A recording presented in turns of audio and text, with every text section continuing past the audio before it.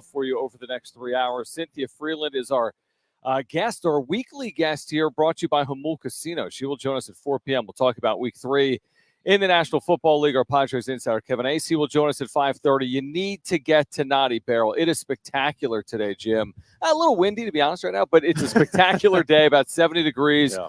Blue skies overhead. Happy hour will start at 4 p.m. Hard to believe that this is our final regular season Friday home game. Now, hopefully, cross some fingers, the Padres get back here for the wild card round or get back here in the postseason. But it's our final regular season game at Naughty Barrel, and we're here for the next 3 hours. So make your way down at some point here this afternoon. They got all kinds of food and drink specials starting at 4 p.m. Yeah, 4 p.m. Barbecue comes out at 4. Smash burgers are amazing. Highly recommend to get that. Come on down. We're hanging out here at Naughty Barrel until 6 p.m., getting you ready for the final homestand of the regular season. Because, John, if this is, going to go the way we think it's going to go, this won't be the last time we see him here at Petco Park, hopefully. Well, here's the thing. This series against the White Sox, which we've talked about more than like a series against the Dodgers over the last month, because we keep just saying you got to sweep the series. And when I look at what's happening around the Padres, especially yesterday, Jim, it's like you cannot catch a break. Teams are coming after you in the wild card race and around the National League. They are only 2 games up right now, 2 games up on a playoff spot, essentially, right? When we look at the standings here right now, let's pull up the wild card standings, and you look at how competitive it is. So here's the National League wild card standings right now. The Padres are currently 2 games up on Arizona, also 2 games up on the Mets. They're 4 games up on a playoff spot, make no mistake there. But if they give up 2 games in the standings, they're not going to host a wild card round. The division, of course, isn't out of the question either. This, to me, because of how good the other teams have been, Jim, you got to sweep the series. It's as simple as that. These other teams have been too good recently. Yeah, and while the Padres have been in the 4 spot for a little while now, they've had a comfortable lead on the 5 seed and the 6 seed. Mets are closing. They're closing fast. Like, we have all thought, including myself, mostly for me, I guess, I've thought for the better part of a month plus that it was going to come down between the D-backs and the Padres for who will have home field in the wild card round. I felt the same way. Now it's all up in the air. I mean, I firmly believe this team is in. They're in the postseason. Like, lock that in. It's just a matter of when it's going to be clinched. I feel the same way. But where they're going to play, who they're going to play, like, that is definitely up in the air, because we have to also remember the Mets hold the tiebreaker. So even though they are 2 back in the loss column, it's essentially 1 back. If you tie the Mets will be hosting you, or like you could be dropped down to the 6th seed if you tie them for 5-6. I think the worst case scenario, assuming you're in, the worst case scenario we all know, that's being on the outside. Okay, so that's always a worst case scenario until you clinch. But I think the realistic worst case scenario is you end up in a tie or worse with the Mets, and you're going to New York for a wild card series against the team that dominated you in the regular season and has revenge on their mind from 2022. At that point, we can talk all we want about how good Manny Machado's been and how great this pitching staff is. You're throwing some of it out the window when you put those elements into it. You need to avoid that at all costs, in my opinion. Is it just me, or that isn't the scariest scenario for me? What's the scariest scenario for you? I think the scariest scenario for me is the Mets coming here to Petco Park, because you'll be heavily favored in that series. Yeah. Heavily off a losing season series against them? I think pretty heavily favored. Heavily? I mean, what would you consider? Mets are hot. They're hot. I mean, would you say the Padres would be like a minus 150 or beyond favorite? I think so. Yeah, hard to know. Maybe I'll ask my buddy, Tim Murray. Yeah, that'd be nice. Tim, hit us up. Yeah. It's the scenario of it being flipped from 2022 to now. Mets come here. They're hot. Padres are favored. They've been one of the best teams, if not the best teams in baseball in the second half. And the Mets have played you really well. And just the fact of, like, the Padres playing as the favorite is always a scary feeling. Like, when That's just how I feel. No, I'm with you. I'd much rather be an underdog. I'd much rather be a team. You want to be hunting as opposed to being hunted. Exactly. Now, I don't think that's going to be the case in the wild card round. Like I think whoever they play, they'll be favored. Yes, and so even if they're on the road, I think it could be a toss up if they're on the road. As far as like that's my point, because you said the scarier proposition is the Mets at home because you're a favorite, because it's the New York Mets, all the things you just laid out. Yeah. For me, it's a scarier proposition to go there. Yeah, I know the Padres have been great on the road, but you just said they'd be a favorite at home, and I agree with you, and maybe a sizable one. They're not going to be some sizable favorite at Citi Field. No, and you're right. I get it. Like, yeah, obviously, the scarier scenario is them going on the road. I understand your point. In the wild card round. But just from I've seen this happen too many times before movie, where you host the team that you beat a couple years ago. It's like, it's switched, right? You went to New York, correct, versus a Mets team that won 100 games. Yes. Padres won't win 100 games. No, but you were an underdog, and you went in there and took game one, and you won that series. And we know the rest is history with the divisional round and the NLCS. Yeah. But as far as this goes, the Mets are a team that scares me.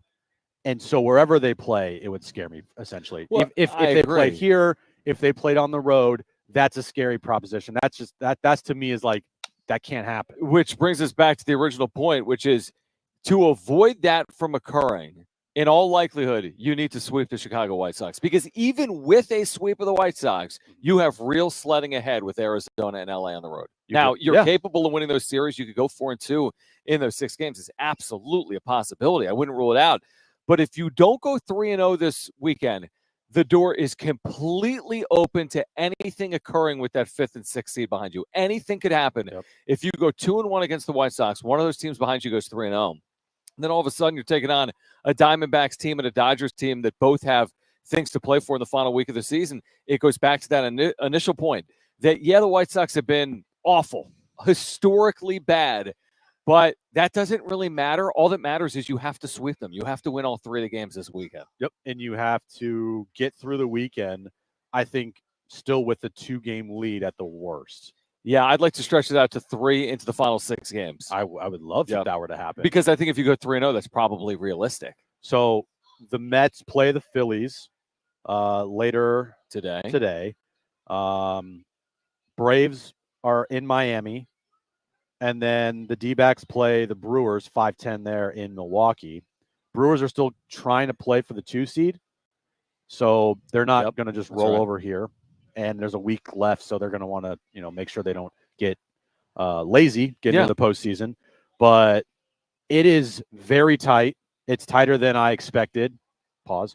And if you don't sweep this weekend, you're right. You could be looking up on Monday, and everything is in play. It still is, but imagine if you only had a 1-game lead going into the final 6 games of the year on the road, in LA, in Arizona, and there's like a real possibility you could drop down to the 6 if you don't play well. Garrett Crochet tonight. We spent more time talking about Garrett Crochet in the first half of the year than Manny Machado. We've spent more time on Machado in the second half. Garrett Crochet just has been a completely different pitcher. They don't allow him to work into games anymore. They did through June. And since June, Jim, that's kind of interesting. June and Jim, he has not thrown more than 4 innings in an outing. Since June, he has not thrown more than 4 innings in an outing. Now, I look at what he's done here recently: 4 innings, 1 run, 2 innings, 4 runs, 3 1/3 innings, 1 run. So he's been blah is the best way to put it. Now, overall numbers, though, Jim, and capability of going 5 scoreless innings. He's got a 3.78 on the season. He's a very good pitcher. And that's how you start the series. You got to go beat Garrett Crochet. He's not going more than 4 innings this game. No. And you have Joe Musgrove. You gotta treat this thing like you're playing one of the better teams in baseball, even though you're not. That's the only way to do it. If I were the Padres, you can't go into tonight's game and just expect to roll your bats and gloves out there and win. That can't be the case. Happen. That was last year's team. Last year's team thought they could do that, and it bit them in the ass. And then it was too late, and we all know the rest of history there, and we know what happened. They have to. You're right. Go out this series and treat it like this is a postseason series. You have to sweep. Sweeping feels like it's a must. Kind of a must. I mean, taking 2 or 3 is good. Don't get me wrong. but it's fine. It's fine Yeah. in this scenario with the Mets and the D-backs charging hard here. It's only fine if one of those teams behind you doesn't go 3-0. Because to your point, if the Mets go 3-0 and you go 2-1 this weekend, you're in trouble. You're one game up with 6 to play where you have no margin. If you get even with them, you're on the outside looking in. I mean, you're going there. Yeah. And truthfully, if at the end of the year you're tied with the Mets, like that's gonna be bad. You can't have that happen. It's very surprising based on where we were a month ago, but the Mets have really turned it on. The Padres have played great baseball. It's just the other teams in the National League, Arizona, New York, the LA Dodgers, Philadelphia. You got a lot of really good, capable teams playing great baseball here down the stretch. All right, we're just getting started. We are at the Naughty Barrel here downtown. 6:40 is the first pitch time. Joe Musgrove, Garrett Crochet. Please join us from the Naughty Barrel. We hope to have a lot of people out here this afternoon. Happy hour is going to kick off at 4 p.m. They got everything you could possibly want. Great food and drinks. Plus, the game will be on television tonight, even if you don't have a ticket. Now, last night, you would have never seen this if I didn't send it to you, by the way. I don't think I would have. You never would have seen it in a million years. Right. Last night took me back to 2022, and yesterday, of course, Shohei Otani becoming the first ever to 50-50 brought us back to something I said about Otani back in 2022. If you missed that 2.5 years ago, we'll play it for you on the other side. It's a good reminder. Be careful what you say. That on the other side about Shohei Otani. Plus, great giveaways here today. Kevin A.C., our Padres insider at 5:30. Cynthia Freeland, an NFL insider for us from the NFL Network, will join us at 4 p.m. This is Jon and Jim.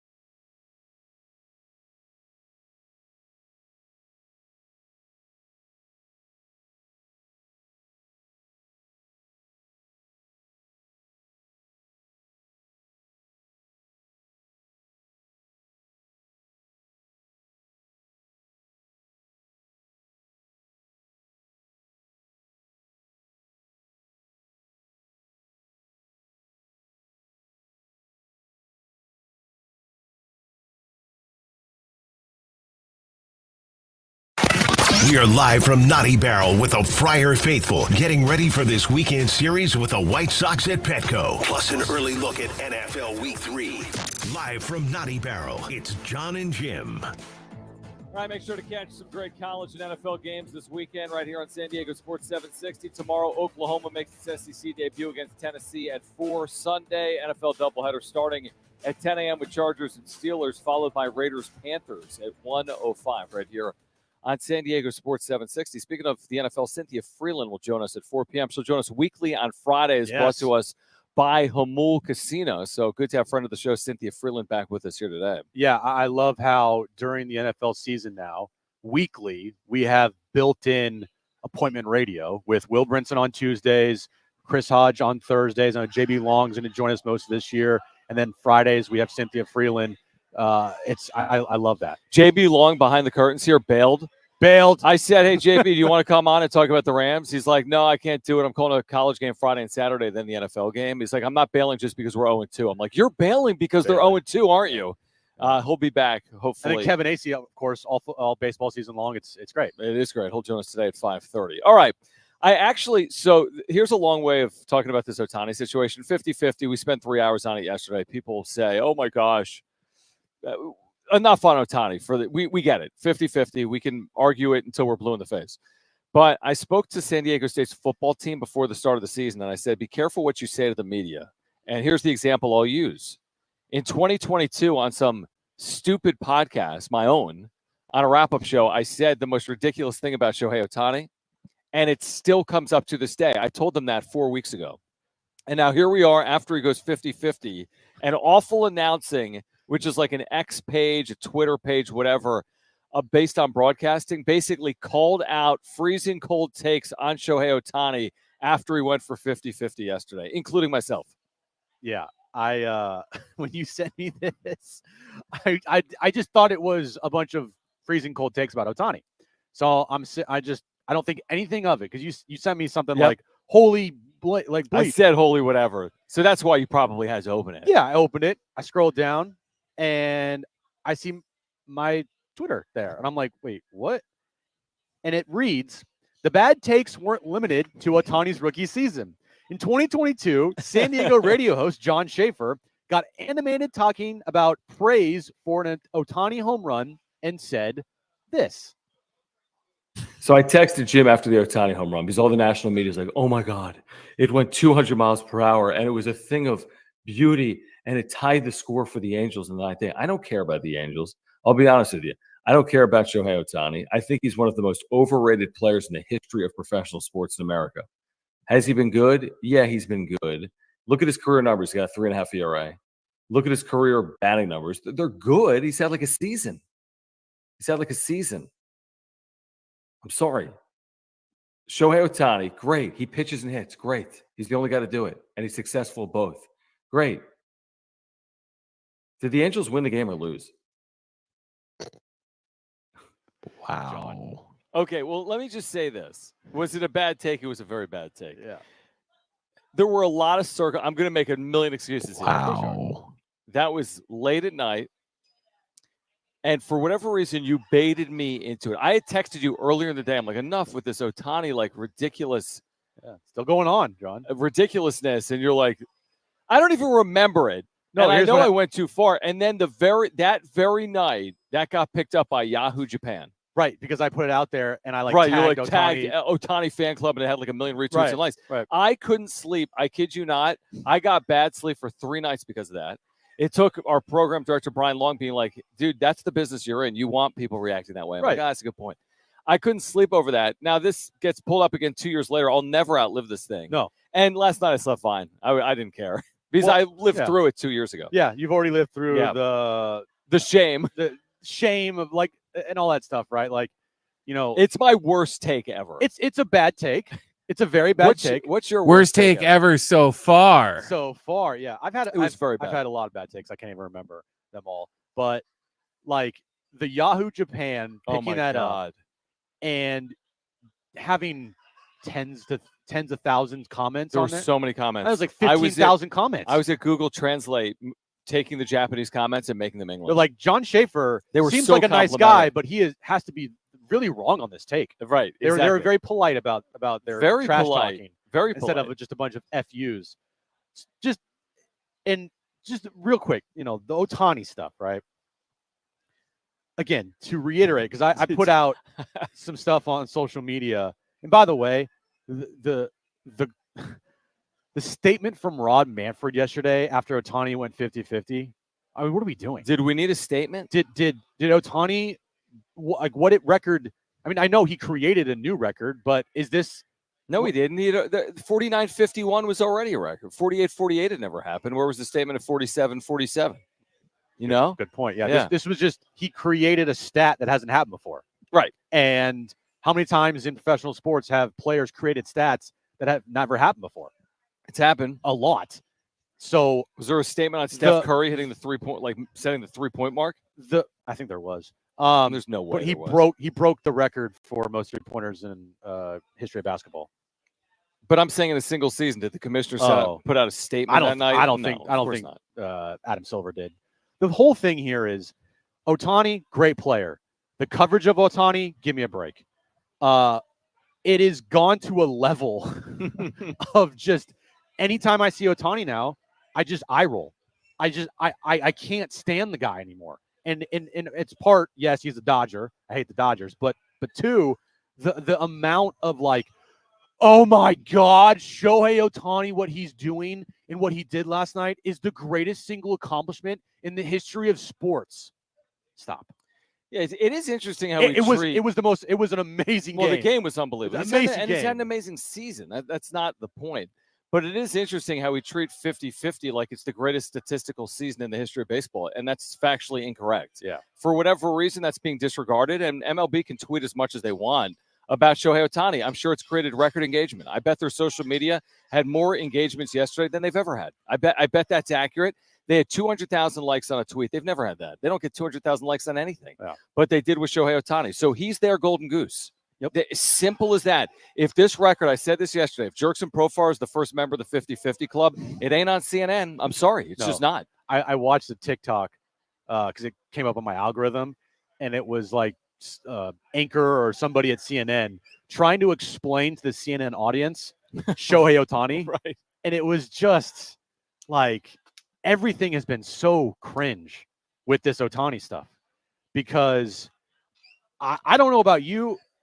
I don't find this to be like the greatest statistical stat ever happening. It's a great accomplishment. It's a great accomplishment, but it's not like, the greatest accomplishment in the history of the sport. I would push back. It's not 62. It's not It's not hitting 400.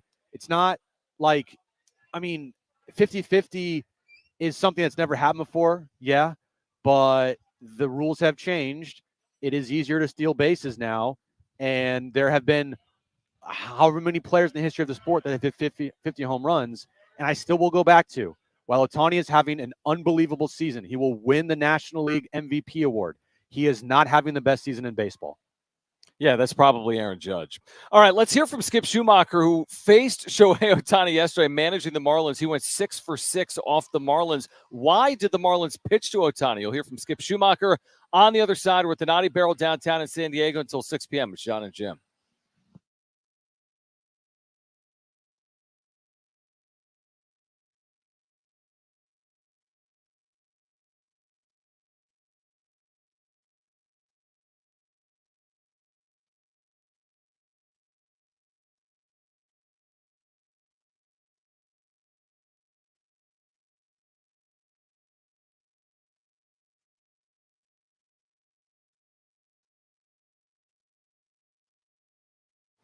All right, hey guys, it is Jon and Jim, and we've been telling you about our friends over at Jamul Casino all month long. Of course, football is back, and this is the spot to be throughout football season, including every single Monday night here in September. Every Monday night in September, you've got a chance to win big with Monday Night Live $100,000 Punch-Out. Yeah, John, with 10 winners every hour at 7 p.m., 8 p.m., and 9 p.m., your odds are better than ever. Plus, you can earn entries all month long by playing and getting two-time entries on Tuesdays with at least $500 cash for all winners and a chance to win up to $100,000 in cash. Do you like food, Jim? I love food. Then you're going to love Jamul, Tony Gwynn Sports Pub, Endless Dining, 5 nights a week. Their Endless Dining options include Saturday Surf and Turf Buffet. They've got so much more than that as well, by the way. But they've gone over the top. Perfect combinations of succulent steaks, delectable seafood, and more. Yeah, get to Jamul Casino all football season long, including every Monday night for Monday Night Live, $100,000 Punch-Out. Jamul Casino, it's fun above all else.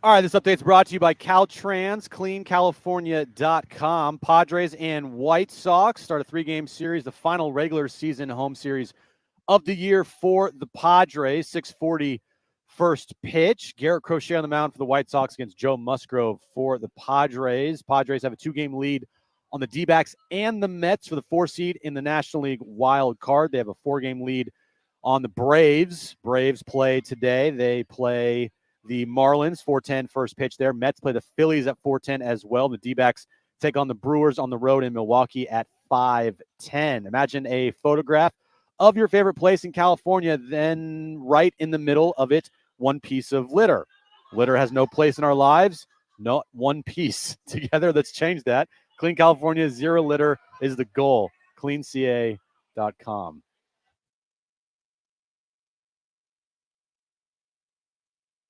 We're starting the weekend live from Naughty Barrel, setting the stage for this weekend series with the White Sox at Petco as the Padres close in on a spot in the postseason. Plus week 3 in the NFL. Live from Naughty Barrel, it's Jon and Jim.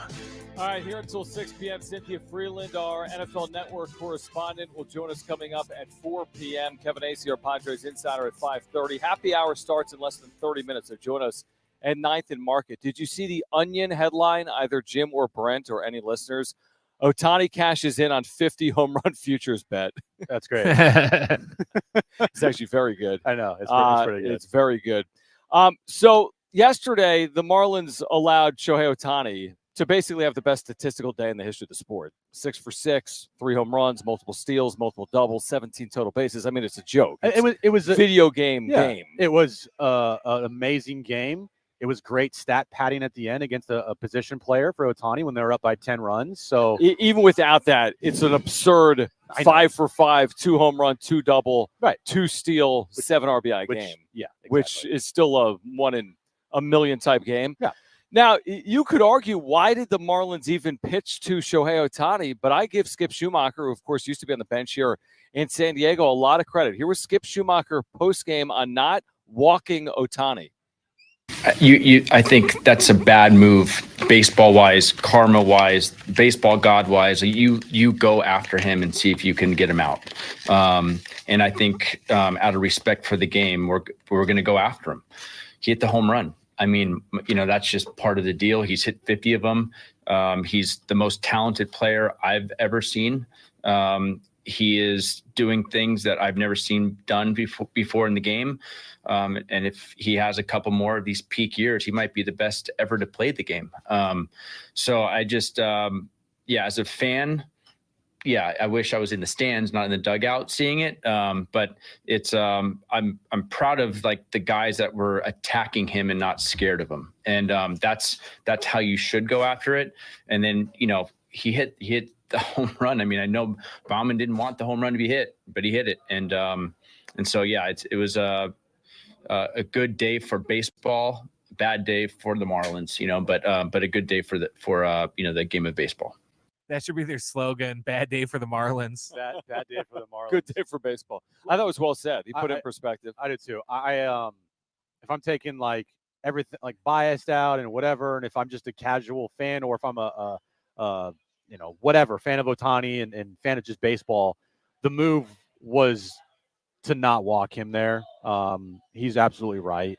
When you have an opportunity to make history, the last thing you want is the guy on the mound to just give up, or the other team to give up and not give you that opportunity. I hate that. I hate when a guy goes up to the plate, maybe in the 9th inning or the 8th inning, the team's up by a billion runs, and they have a chance to have like a 3 home run game or a cycle, or, if they have a chance to do something historic, or like one more home run to 500 or another hit till 3,000, right? Like, you got to pitch that guy. I don't care who it is. You pitch him, especially if the game's out of reach. If the game was like 4-3, then it's strategy based. Well, then you don't pitch him, and you never would pitch to Ohtani because everybody else in that lineup ain't do anything other than Ohtani last night. Yeah, no, I think Skip Schumacher did it the right way. I mean, the Marlins have been, why else are people there? You have to remember that too. I'm watching this game yesterday on TV.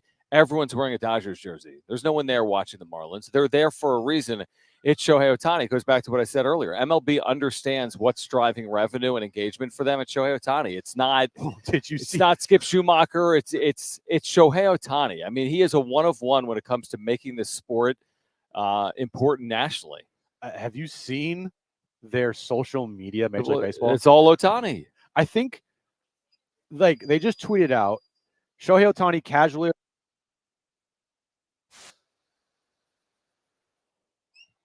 So they basically just tweeted a photo of him wearing clothing. Here he is today, and he's the new member of the 50-50 club. They had a TikTok from Major League Baseball yesterday of him moving a chair, and they like move over. Yeah. Well, if they're tweeting about today, they're probably like misguided. Yeah, because they understand what people. When is the last time that in the middle of September on a Thursday, people aren't talking about Thursday Night Football, and they're talking about, we said last night on SportsCenter, what's going to lead it? Is it Shohei Ohtani's 50-50, 10 RBI game, or is it Aaron Rodgers winning against the Patriots in New York? And I don't know what the answer was. I hate it because, well, I think they even talked about Ohtani last night on the broadcast. I know, but do you know what led SportsCenter? I don't know, because I didn't watch. Neither did I. But I would assume Ohtani did. I don't know. I don't know either. But it's a good question because, I mean, it's Ohtani and the Jets. But what are the other 200 Thursday Night Football games in the history of the NFL? How many times did baseball lead that show? Zero. So this would be the first time ever in the last decade plus on SportsCenter, baseball would lead a show on a night where they had NFL. Correct? Correct, yeah. Here's the thing. I roll every time. I hate the Dodgers. I think Ohtani's a great player, but he's now on a team that I despise. So any Ohtani, like anything, I'm just like, give me a break. And you know what? The thing is now is you better perform in the postseason, buddy. You better go out there. I hope not. Yeah. I hope not either. I hope he goes out there and goes I know 1 your for point. 15. Yeah. But, if he goes out there and has a 1 for 12 series and Dodgers lose in the DS round or they don't get to the World Series, that they're going to become. It's going to be everybody in baseball besides Dodger fans are going to be laughing at them. Even Dodger fans. This goes back to my point from yeah. yesterday. We're celebrating this like it's a Super Bowl, like it's the most iconic moment in the history of the sport. It's not. It's not going to be remembered like that, especially the more that baseball's expanded its postseason. It's become more like March Madness than anything else. All that's going to matter is October, especially when you're a franchise with a $300 million payroll like the LA Dodgers. You either win the World Series or it's a disappointing season. Like, our Dodger fans going, yeah, nice year. Got to 50-50. Sure, we lost the championship series to the Phillies, but no, nobody's thinking that way. You either win the World Series or it's a disappointing year from their perspective. So, nice individual accomplishment. It really is. It's a very nice individual accomplishment, but again, I don't think that's what Dodger fans are necessarily looking for this year overall. Yeah, I'm just I'm trying to think back to like historical moments in baseball that regardless of what the player was, I needed to go to the TV to watch it. You're going all the way back to like 98. I mean, you're going to like, and you're going to 98. I mean, if you want to count 70, 71 with Bonds. Yeah. But it's whatever. I mean, look, good job. Congratulations. You better back it up in the postseason. Yeah, exactly. It's all about the postseason. Now, listen, if it happened for a Padre, we would pretend like it's the greatest thing in the history of the world. I mean, to be honest, that's what would happen. But either way, the truth is the truth, and the truth is this. But baseball wouldn't. Baseball wouldn't. And the season he's had, as good as it has been, is still not some absurdly gaudy statistical season in the history of the sport. A 1,000 OPS year is a great year. There are dozens of instances of a player with a 1,005 OPS, including Shohei Otani right now. He's not the only player in baseball with a 1,000 OPS as we sit here currently. And as I've said, if Ohtani never throws another pitch, which is a possibility, I know that we probably will see him next year try to pitch, but if he goes out there and pitches and he's not the same guy, then he's a DH. Yeah, okay. It could be a DH with a 1,000 OPS and 50 home runs. Well, the argument is Ohtani's the greatest player in the history of the sport because he can pitch and hit. If you can't pitch, are you considered the greatest player in the history of the sport? Well, do you have to pitch for forever, or does his 5-year run of pitching where he was doing things that nobody's ever done in the history of the sport count, or does he have to do it for 10 years? I need more. You need more. Yeah, okay. I mean, Skip Schumacher just said right there that if he does it for another couple of years, then he's going to be the greatest player in the history of baseball. That's great.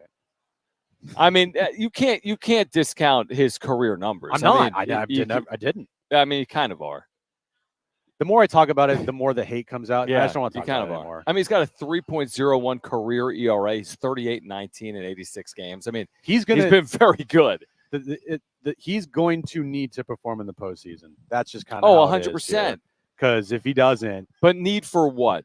To be remembered as the best player ever? Because Mike Trout doesn't need to perform in the postseason. He's a first ballot Hall of Famer. Right. And Ohtani will be a first ballot Hall of Famer as well. Yeah.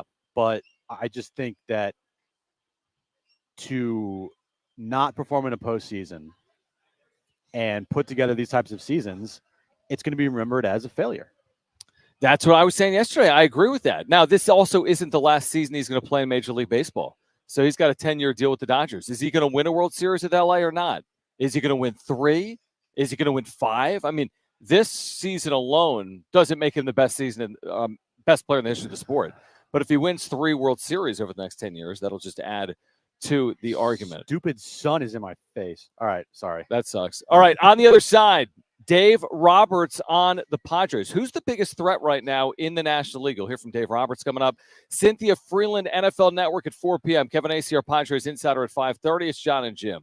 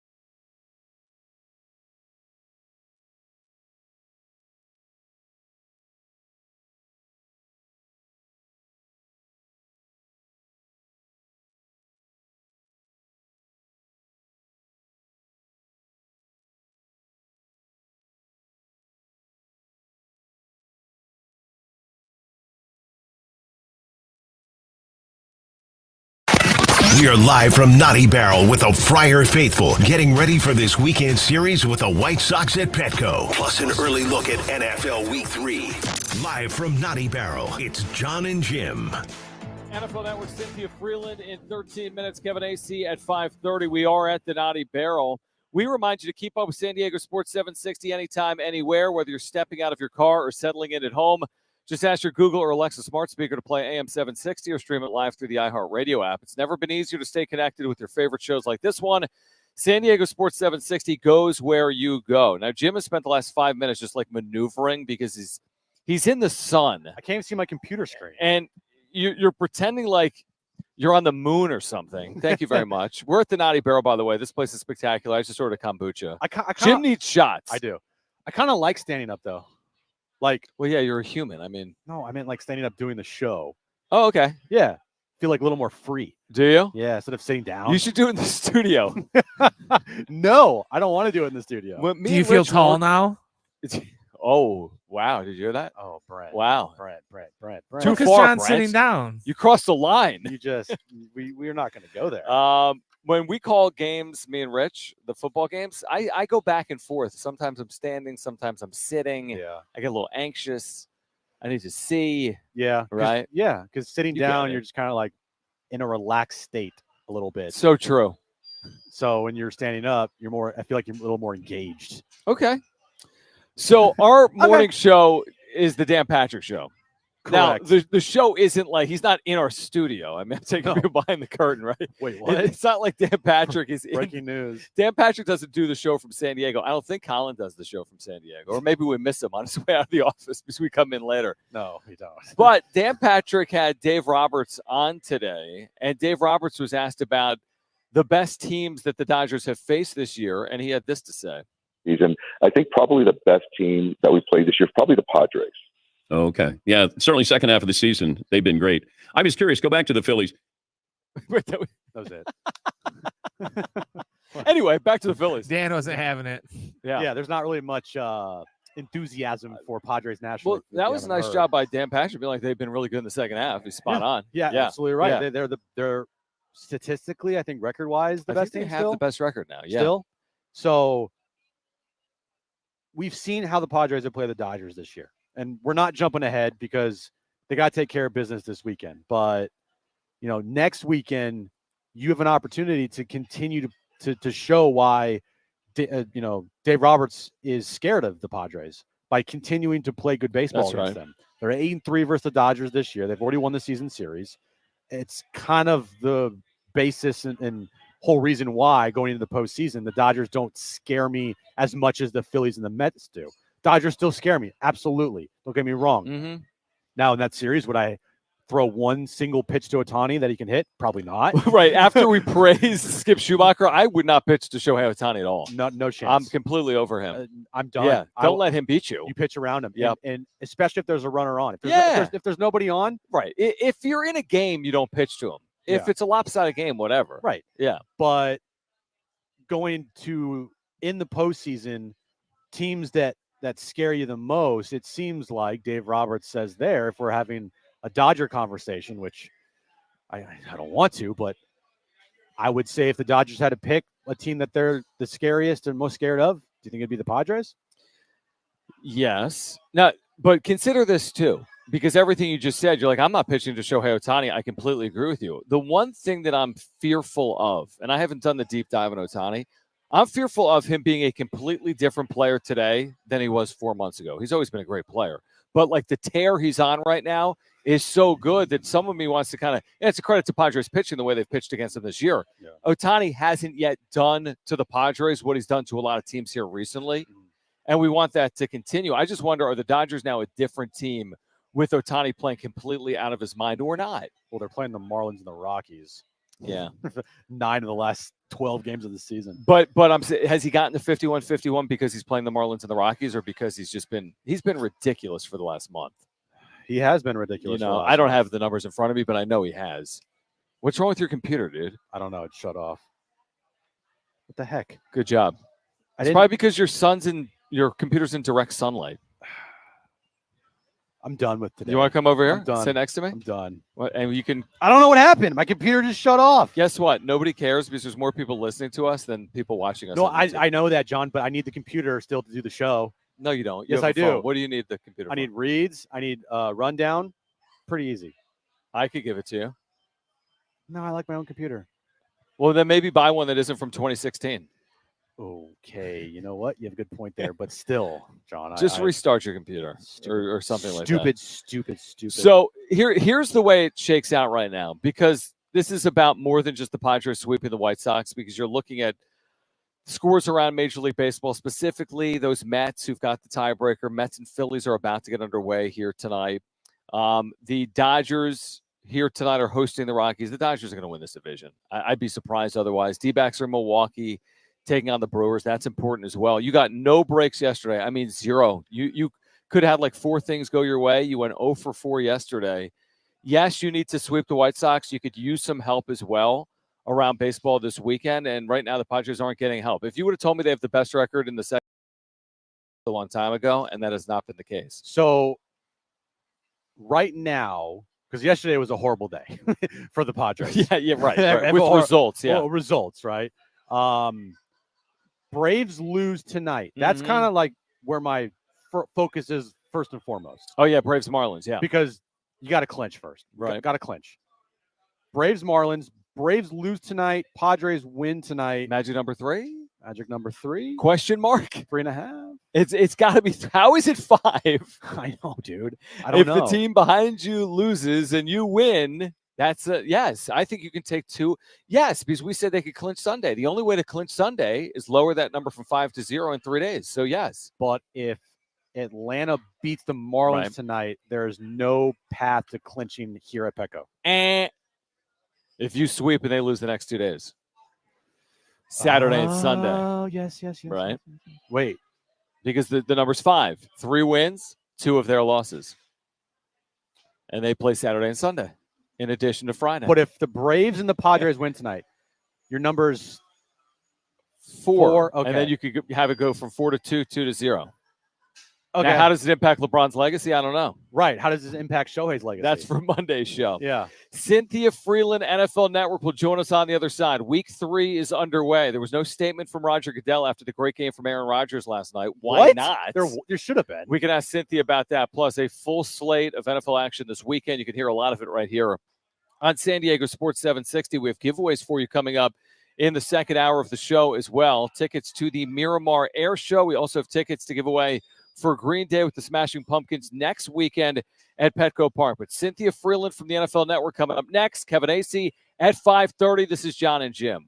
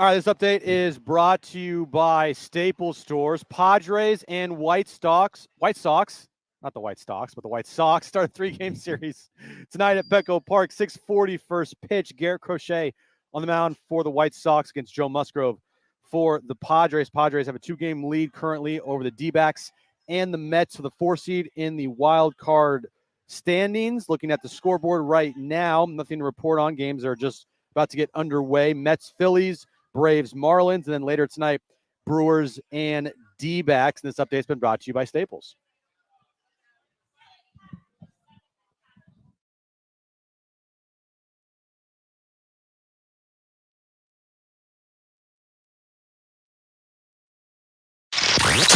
It's getting close. The Padres are on the verge of locking up a playoff spot. Maybe this weekend at Petco.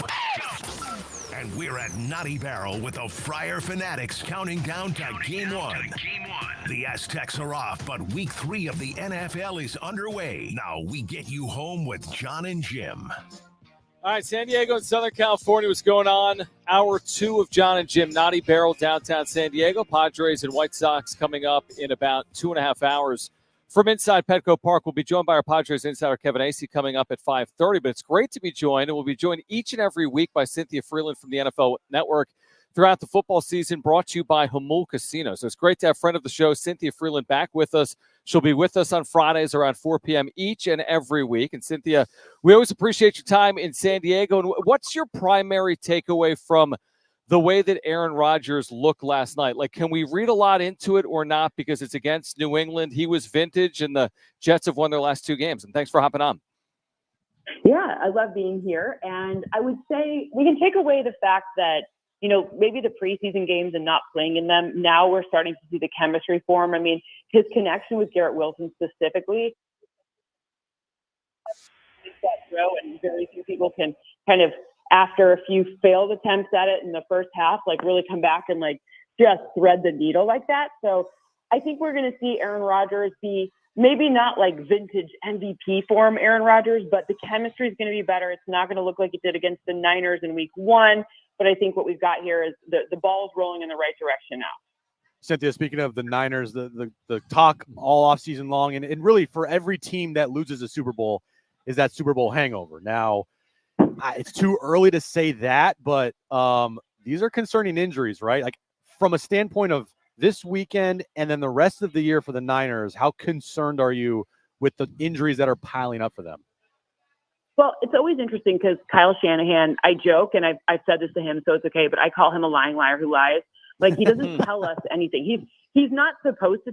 He's not doing anything wrong. He's not breaking any rules. But you know, he remember one time he's like, I don't know if we're going to be here on Sunday for sure, like stuff like that. So, I mean, the Christian McCaffrey one is tricky because, you know, to go from being like thinking he's going to play to questionable to not playing to on IR is just a strange trajectory. And then, you know, there's just a lot of injuries piling up. At least this weekend, it doesn't forecast to matter because the Rams are by far and away the most injured team. So yeah. I'm just concerned going forward. Like, if Christian McCaffrey, you know, is it just tendonitis or is it a little bit more? Like, what are we talking about here? And now you have George Kittle also in that situation and Deebo Samuel.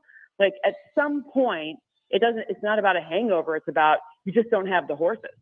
Right. Yeah, it's a really good point. Cynthia Freeland, NFL Network, with us right now on Jon and Jim. San Diego Sports 760. We'll carry a game on San Diego Sports 760 this weekend, Steelers-Chargers. And the winner of that game is going to be 3-0.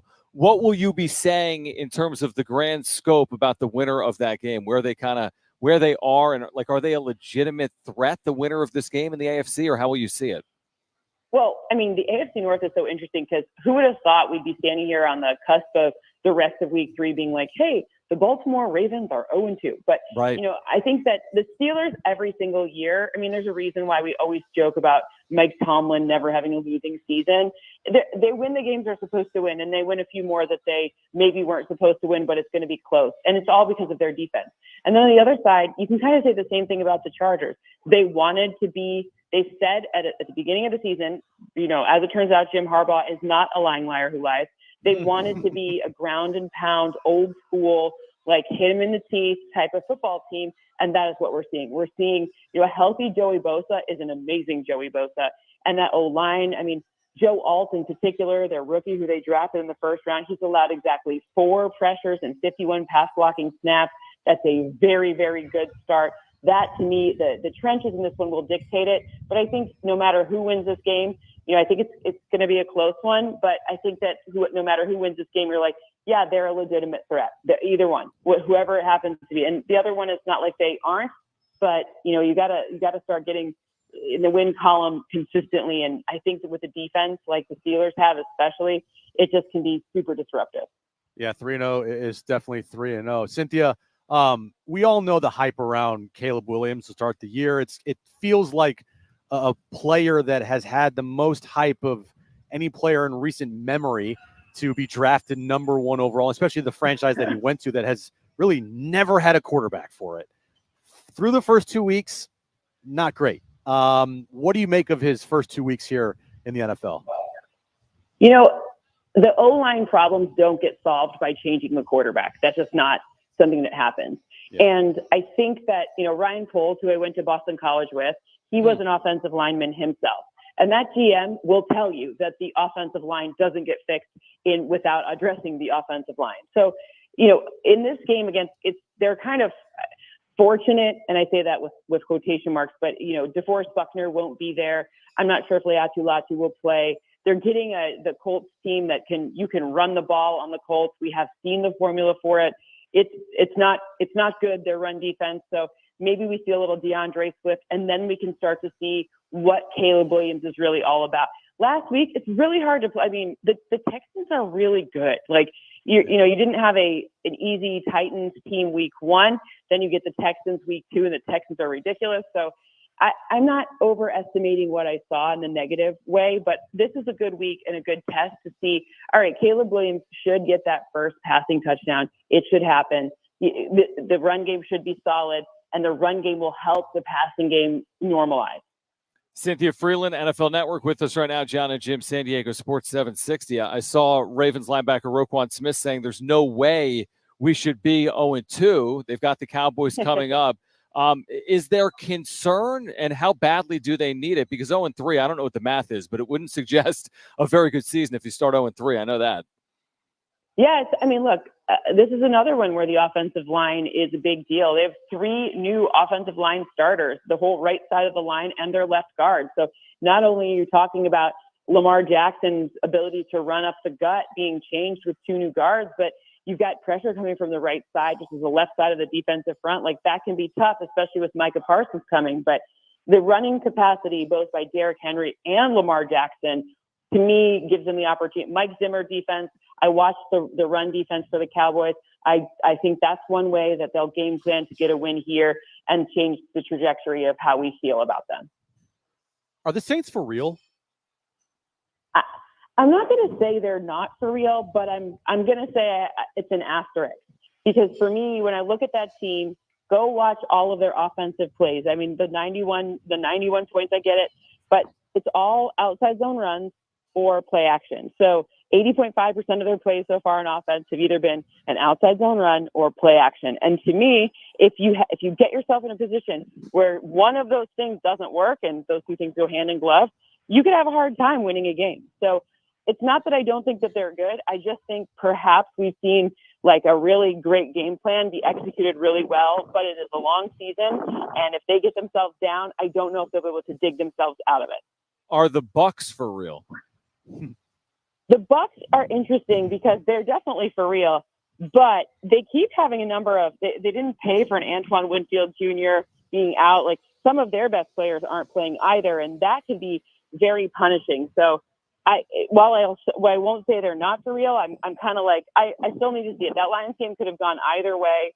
Like Dan Campbell himself said, that it was an interesting call he made at the end of the first half, but look, like, they're very good, and every team in this league is very good. Parity is the thing that people kind of forget. Team 1 and Team 32 aren't that different.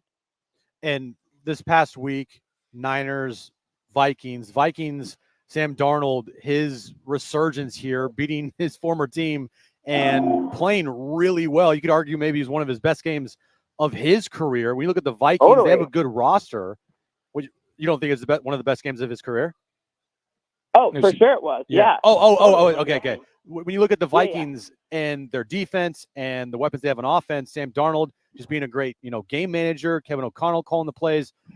Vikings sneaky team here in the NFC.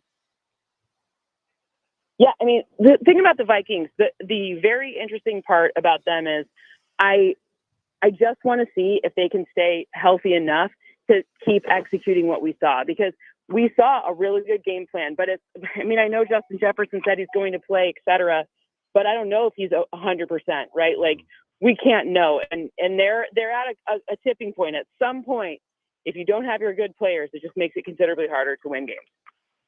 Cynthia, final one for me is just on Tua Tagovailoa in general. We've all seen the concussions play out on national television. We know it's a possibility, obviously, in a sport like the NFL. Like, what do you think comes on the other side of it? I mean, he's going to return, right? That's just the way the sport works. But how concerned should we be with what we've seen play out in front of our eyes over the last couple of years? I feel like I know too many 26-year-old men to say, like, think about it then. Like, you aren't thinking about what it's like when you're 50 even, True. right? Like, you're thinking about what it's like when you're 29. So the reality is while I think, people who are older and can say, like, wow, like, I was around, like, I heard, even Steve Mariucci on Game Day Morning was like, at the end of Steve Young's career, he had a whole bunch of concussions. I wouldn't let him play. Well, that's different. He's 34 at that point. Mm-hmm. That feels considerably different than what Tua is facing and how he might think about it, especially given the fact that, his coach really loves him and created a plan that made him the passer that had the most yards last season. So I'm just trying to, like, give him think about his mindset. It's easy for us as outsiders to say what we think he should or shouldn't do. But again, how many 26-year-old boys that would be like, yeah, you know what? I'm going to think about 50-year-old me right now as opposed to 26-year-old me. It's a great point. And if he did do that, I mean, it would almost be like a earth-shattering decision. I mean, to see someone, in the prime of their career with a massive contract that starts a quarterback. We've seen, Andrew Luck walked away. Players have walked away from all kinds of sports, but for a mid-20s quarterback to potentially walk away is essentially unprecedented. And I wonder what kind of ripple effects that could even have in the league if he were to make a decision like that. Not that he's saying he would make such a decision, but it'll be interesting. Cynthia, I think we'd be him. Yeah, no doubt. Cynthia, we always appreciate it. We're looking forward to having you with us on Fridays. We apologize. We are downtown. It's super loud down here, so we couldn't catch everything, so that's on us. But we're excited to have you with us each and every Friday throughout the NFL season, brought to you by Humul Casino, and we'll do it again next week, and thanks for hopping on. Thanks for having me, and have an extra beer for me. Oh, we will. We'll have beers and shots. Don't worry. I'm having kombucha, but we will. Thanks, Cynthia. Thanks, Cynthia. That too. Great combo. Yes, it's San Diego. It's very. Thank you, very Cynthia. Cynthia Freeland, NFL Network, brought to you by Humul Casino. 7 restaurants, thrilling games, and a sports pub voted San Diego's best. Humul Casino is fun above all else. You're like asking a question, and she's agreeing with you. Like, wait, what? I couldn't understand. I thought she was like saying, whoa, like, calm down. No, she was saying like, I agree. Yeah, I couldn't hear her. Sorry. That's what happens when we're downtown. It can be hard to hear a little bit, with our interviews. All right, we're going to have the wrap on the other side. Also, coming up this hour, you've got a chance to win Green Day tickets with the Smashing Pumpkins next Saturday at Petco Park. So while the Padres finish the regular season on the road, Green Day will be downtown at Petco Park next Saturday. We have tickets for you this hour. We have Miramar Air Show tickets this hour as well. And Kevin Acey is our Padres insider. He will join us coming up at 5:30. We're at the Naughty Barrel downtown, 9th and Market. Don't go anywhere. It's Jon and Jim.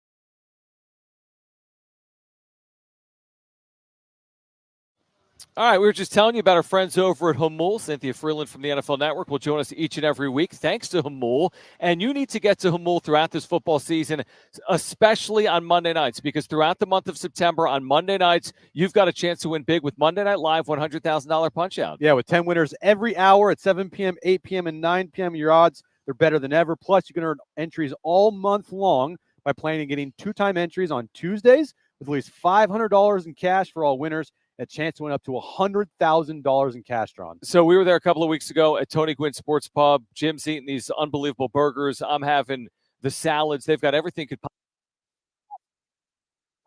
5 nights a week. And their endless dining options include a Saturday surf and turf buffet. They've gone over the top.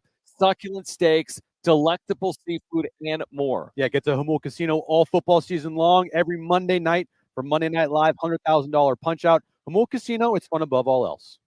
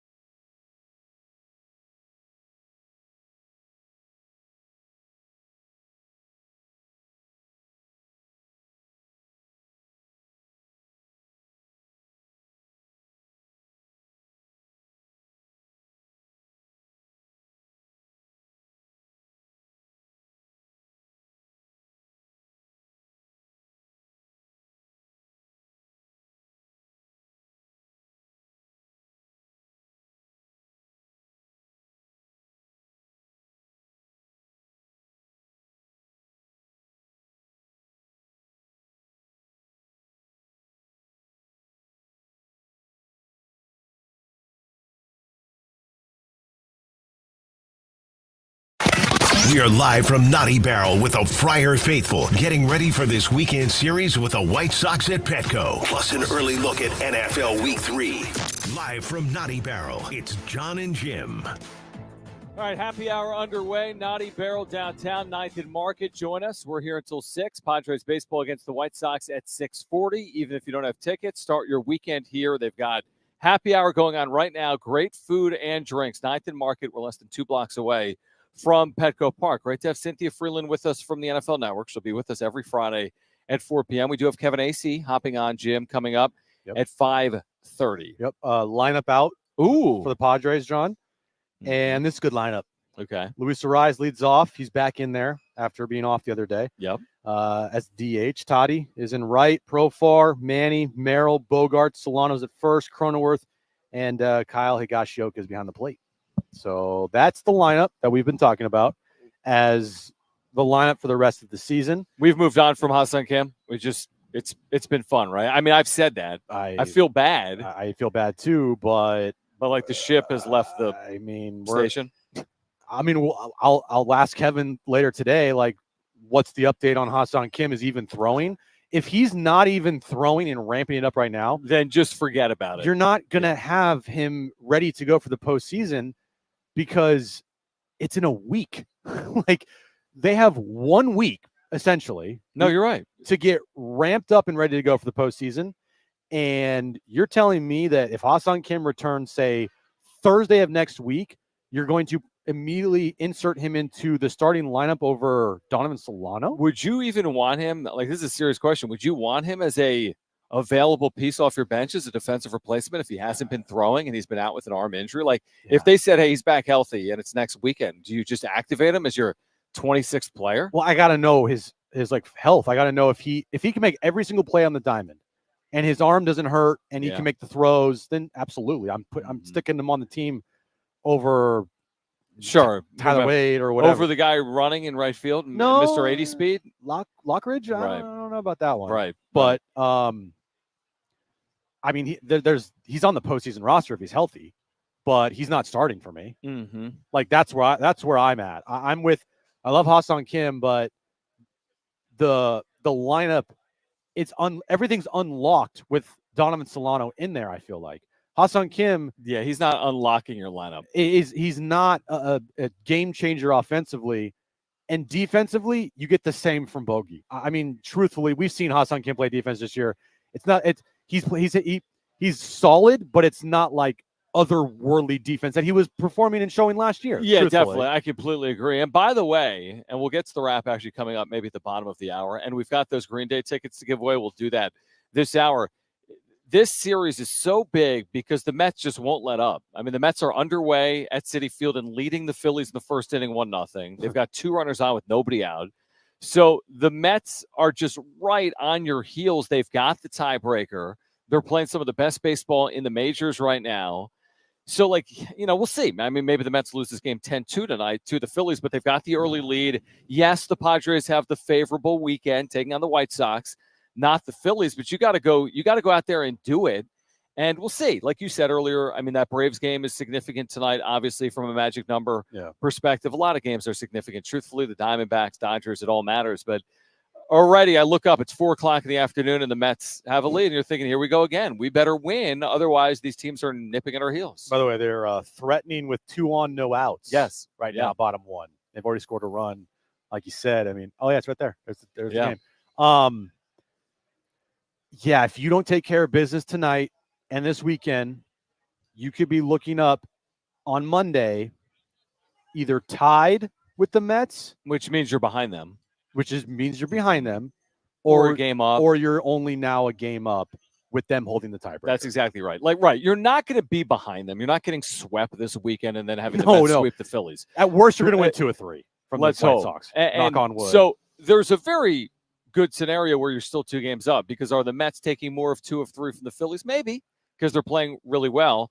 But let's say you're 1 game up, not 2 games up. You're right. Now you got to close perfectly against Arizona and LA, as opposed to if you go into those final 6 games up 2 games or 3 games. And when you go to Dodger Stadium next Tuesday, Dodgers are going to want to try to clinch the division against you. Right. Their clinch number, I don't even know what it is. 5, I think. 5 or 6. Which means 5? It's in line to happen early next week. Yeah. And now they play the Rockies this weekend. But even if they can't clinch this weekend if the Padres win 2 games. And the Padres, I feel pretty confident saying that they can win 2 games against the White Sox. I mean, the White Sox, the worst team in baseball history, basically. Close to it, depending on where their final record stands. But you're looking at a scenario which I hate, is that Dodgers can clinch the division against you next week. Yes. And vice versa, you can also clinch a playoff series when you play the Dodgers, depending on what happens in the Mets-Braves series. And there is a real scenario now that the same night, before the game starts, you will have clinched a playoff spot. And if the Dodgers then beat you, will then clinch the National League West. That's just weird. And then we said yesterday, and it kind of blew both of our minds. We were just talking through it, where I'm like, you might have a scenario next weekend where losing to Arizona is actually favorable, as opposed to playing the New York Mets in the wild card. Now, again, that goes against the Skip Schumacher theory, which I agree with. Right. Don't mess with the baseball forces that are out there. Absolutely. And don't disrespect the game like that. And Mike Schilt is not doing that. A 35-year baseball lifer is not doing it, but it is something to at least recognize. Here's the other thing to recognize. This historically bad White Sox team is truthfully 3-2 in its last 5 games. Whoa. And one of the 2 losses was a walk-off Wednesday in Anaheim against the Angels. Now that 3-2 record is against Oakland and LA, against the Angels and the A's, but they are 3-2 in their last 5 games. One of the losses coming. Break up the White Sox. I know it's they're trying to fend off, I guess. What are the most losses? Is it 120, 121? I think that's what it is. They have 117. And I think the most losses is 120 or 121. They close with the Padres, Angels at home at Detroit, and Detroit has been world beaters over the last month. Don't want to go into this series fully disrespecting the White Sox. No. Because we've seen how many times this Padres team play a bottom feeder and lose the series. They got swept by the Angels this year. Yeah, or they got swept by the Rockies this year. At home. Yeah. They have not played like in the last couple years, not recently, but the last couple years, it's like you play a team that is beneath you and a team that isn't good, and you don't play good baseball against them. So you go into the series, you respect the White Sox, you go out there and you treat it as this is a part of your playoff run. You don't let up, and don't think that you can just go out there and win a game by writing down the lineup card. The one thing I will say is the Padres have been dominant against quote-unquote bad teams in the second half. But then again, they've just been dominant in the second half. All right, on the other side, we will get to the wrap. Coming up this hour, we'll give away tickets as well to Green Day next weekend at Petco Park. We're at the Naughty Barrel. It's Jon and Jim. Don't go anywhere.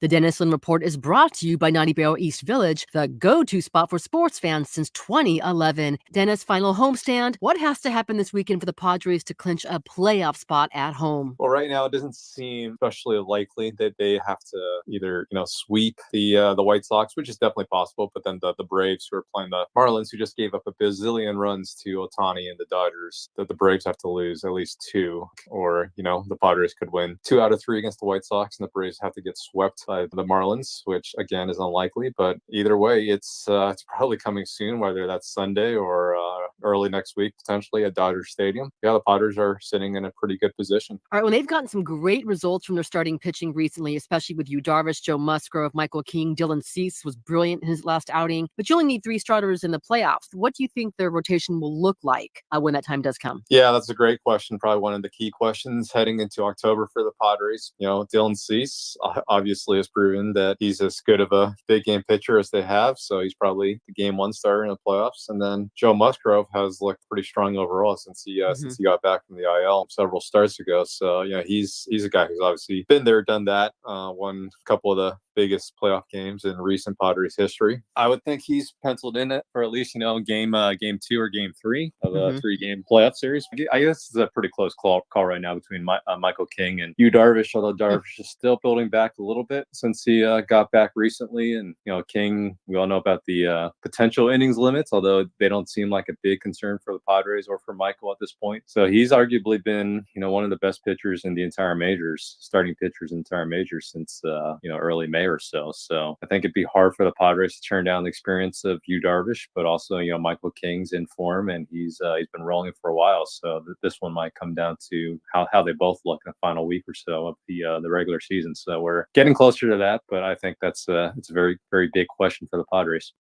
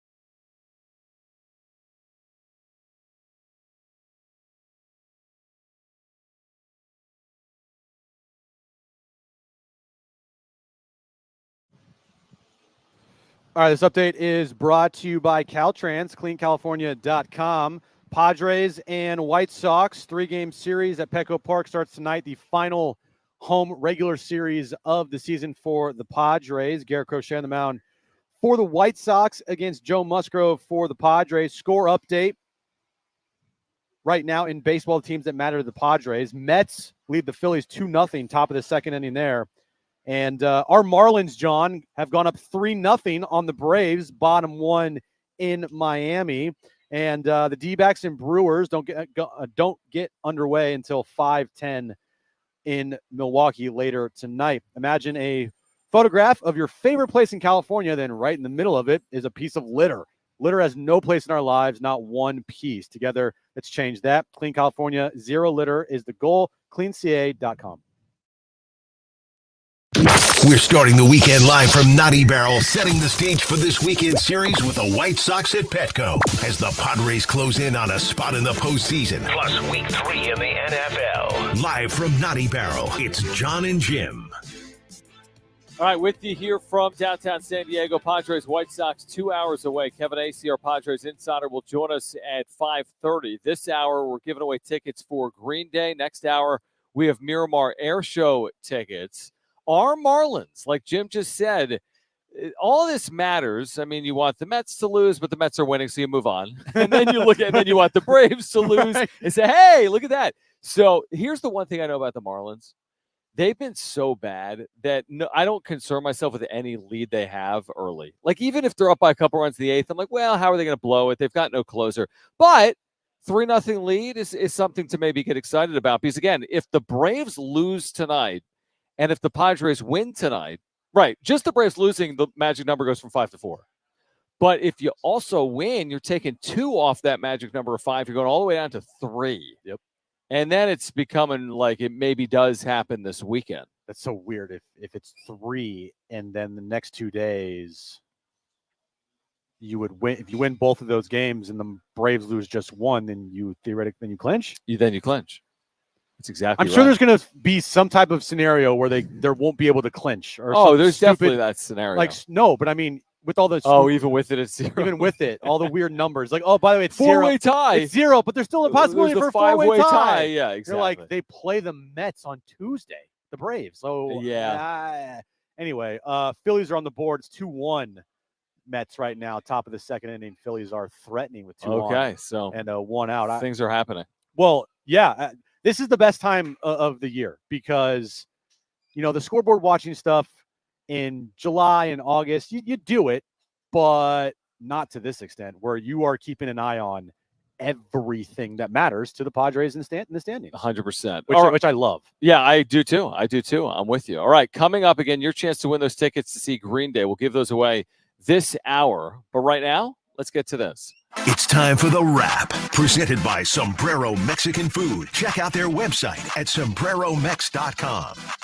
Is this a must-sweep series for the Padres? I think so. We're moving up in the world. We've gone from must-win to must-sweep. Definitely.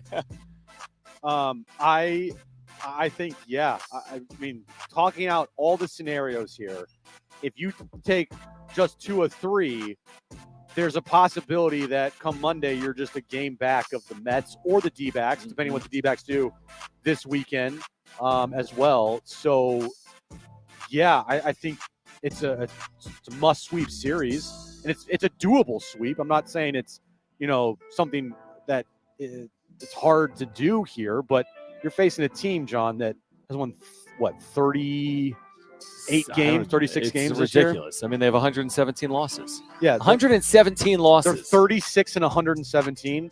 I think asking for a sweep from the Padres isn't that biggest ask in the world. Here's the other thing I'm asking for. Like, I hope a couple of these they're able to win big, so to speak. Like, I hope they're not taxed fully all weekend long. I'll take that. I mean, 3 wins is 3 wins, but I'm with you. I mean, I'm thinking about a sweep heading into this series. I know that Garrett Crochet, again, is a capable pitcher, no question about it. Tonight for the Chicago White Sox, he hasn't thrown more than 4 innings since June, and it's the end of September, so I'm not expecting him to throw more than really something like 3 innings here tonight. Go sweep this series, punch your ticket for the postseason, maybe keep some outside pressure on the Dodgers, get closer to locking up the 4 seed. The best way to do that is sweeping this weekend against the White Sox. Talk about a trade that everyone's glad you didn't make. The Garrett Crochet deal? Yeah. Like, okay, it might have worked in the future, but we've been banging on that drum of, hey, win now. And also, if they traded for Garrett Crochet, probably bye-bye, Salas or DeVries. So. Oh, just Salas or DeVries. Not that big of a deal. Next question. Will Shohei Otani lead all of baseball in any major offensive categories? Well, right now he doesn't lead baseball in one. I do think eventually he will. Like right now, he's 1 run scored behind Bobby Witt Jr. Bobby Witt Jr. My boy. He has 124 runs scored this year. Otani has 123. Judge has 53 home runs. Otani has 51. Average, he's not even going to get close to that. RBIs, we won't get close to that. What about like on base or slug? On base, we want to get close to that. Slug, no way. Want to get close to that. OPS, no way. What's the slug? No way. Yeah, no way. Hits, no way. OPS, no. OPS plus, no. Total bases, no. Doubles, no. Triples, no. Yeah. I think he could lead in 1 or 2, and that would be runs scored or maybe home runs. I think even home runs is going to be tough. You're 2 back with a week to go, and Judge is capable of hitting more home runs. True. So that's going to take some work also in the final 9 games. 3 yesterday. Yeah, I don't know if we'll hit 3 every game from here on out. That would Come be on, he's the most elite base stealer ever. He's going to Sure, steal he like might 40 bases in last I guess week. maybe he could lead baseball in steals. What is he, 5, 6, 7 back? Ellie De La Cruz leads baseball in stolen bases, John. Right now, he has 57, 58. Where is it? 64. Oh, yeah. So if he just steals like 13 tonight, he'll be right back in. Right. Great year for Shohei Otani. Historic year, probably, but not the greatest year in the history of baseball. Not even close to the greatest year in the history of baseball. Joe Davis yesterday said it was the greatest day in baseball history. I mean, individually speaking, it's up there. After he hit a home run off a position player, and I was like, bro. 6 for 6, 3 homers, 2 doubles, 17 total bases, 2 steals is up there. Statistically. Yeah. If he might have gotten caught up in the moment. If you wanted to go greatest game. Well, it's not like you went 2 for 5. I know, John, but 6 for 6 with 10 RBIs is absurd. Greatest day in baseball history? I mean, give me the individual performances that are running circles around it is my point. There aren't a lot. The individual days. Individual days, there's guys that have had 4 home run games and 10 RBI games. I know, but not a lot. Like, what, 10? I know Ohtani. Didn't Mark Whitten have the 12 RBI game? Ohtani had an incredible day yesterday. I'm with you. I understand what you're saying, but I can't discount Greatest that day in baseball history? Stop it. Stop. Fair. That's fair. Next question. When will the Pac-12 wrap up its expansion? Jim's sending me articles. I know. I'm trying. Like I haven't seen them. Here's the thing. Brent, he sends me things like I haven't seen them. So what I'm trying to do is He probably has them memorized by the time you send them. I'm trying to send John articles that I see and try to catch him napping off guard. Like, hey, did you see this? Jim, I have 150 alerts set. Okay, I know. I could be driving on the freeway at like 200. I'm like, oh, alert, hold on. And I John screech to Gonzalo. a halt. Yeah. Wertheim. Like, what's going on here, Will? I hope this weekend. So I'm going to say this weekend. Something's going to happen this weekend. I'll say within the week because the weekend's a little tricky with football games. So there's no way it would occur on a Saturday. Maybe on a Sunday. Certainly could happen on a Monday. I'm going to say within the week. I read today from Ross Dellinger. Did you read that? No, John. I'm not that with you. It's all hinging right now on Memphis. If Memphis makes the move, Tulane and others will follow suit. If Memphis elects to stay in the American Conference, maybe the Pac-12 will have to look further west, schools like UNLV, maybe even Air Force. So I think it wraps up sooner rather than later. I think they've been very intentional. They've got 6 schools so far. What number will they get to? 8, 10? I do think we'll have an answer within the next, let's say, week. Next question. What team scares you the most in the National League? Padres. Padres. Well, I stand by that the Padres, to me, feel like the team that's on the attack. Mm-hmm. And I think every team in the National League would say the Padres are the scariest. I truly do. I truly think that if you asked every other team that's in the playoff picture in the National League, I would bet you they all say, who's the scariest? Padres. Mm-hmm. But from the Padres' perspective, if I had to pick one team right now,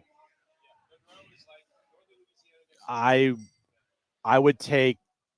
I'll take the Phillies. Right now, this weekend, it's an American League team. It's the White Sox.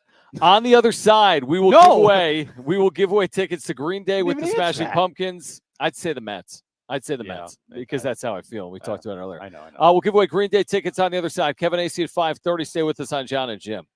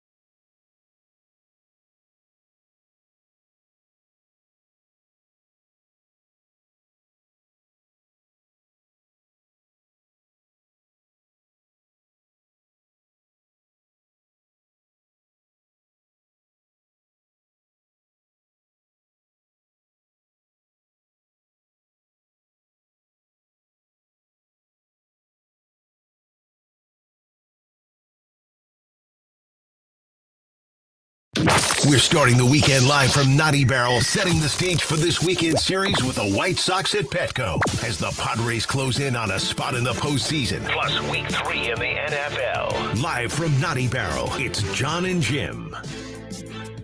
All right, we're going to hear from Fernando Tatis Jr. coming up at 5 p.m. Maybe we'll change our tune on Ohtani's 50-50 season because Tatis has commented on Shohei Otani's season. You'll hear from Fernando Tatis Jr. from inside the clubhouse with Marty Caswell coming up at 5 p.m. We do have our Padres insider Kevin Acee joining us at 5:30. And do not go anywhere because within the next 5 or 6 minutes, we have tickets to give away for Green Day with the Smashing Pumpkins. This is next Saturday at Petco Park.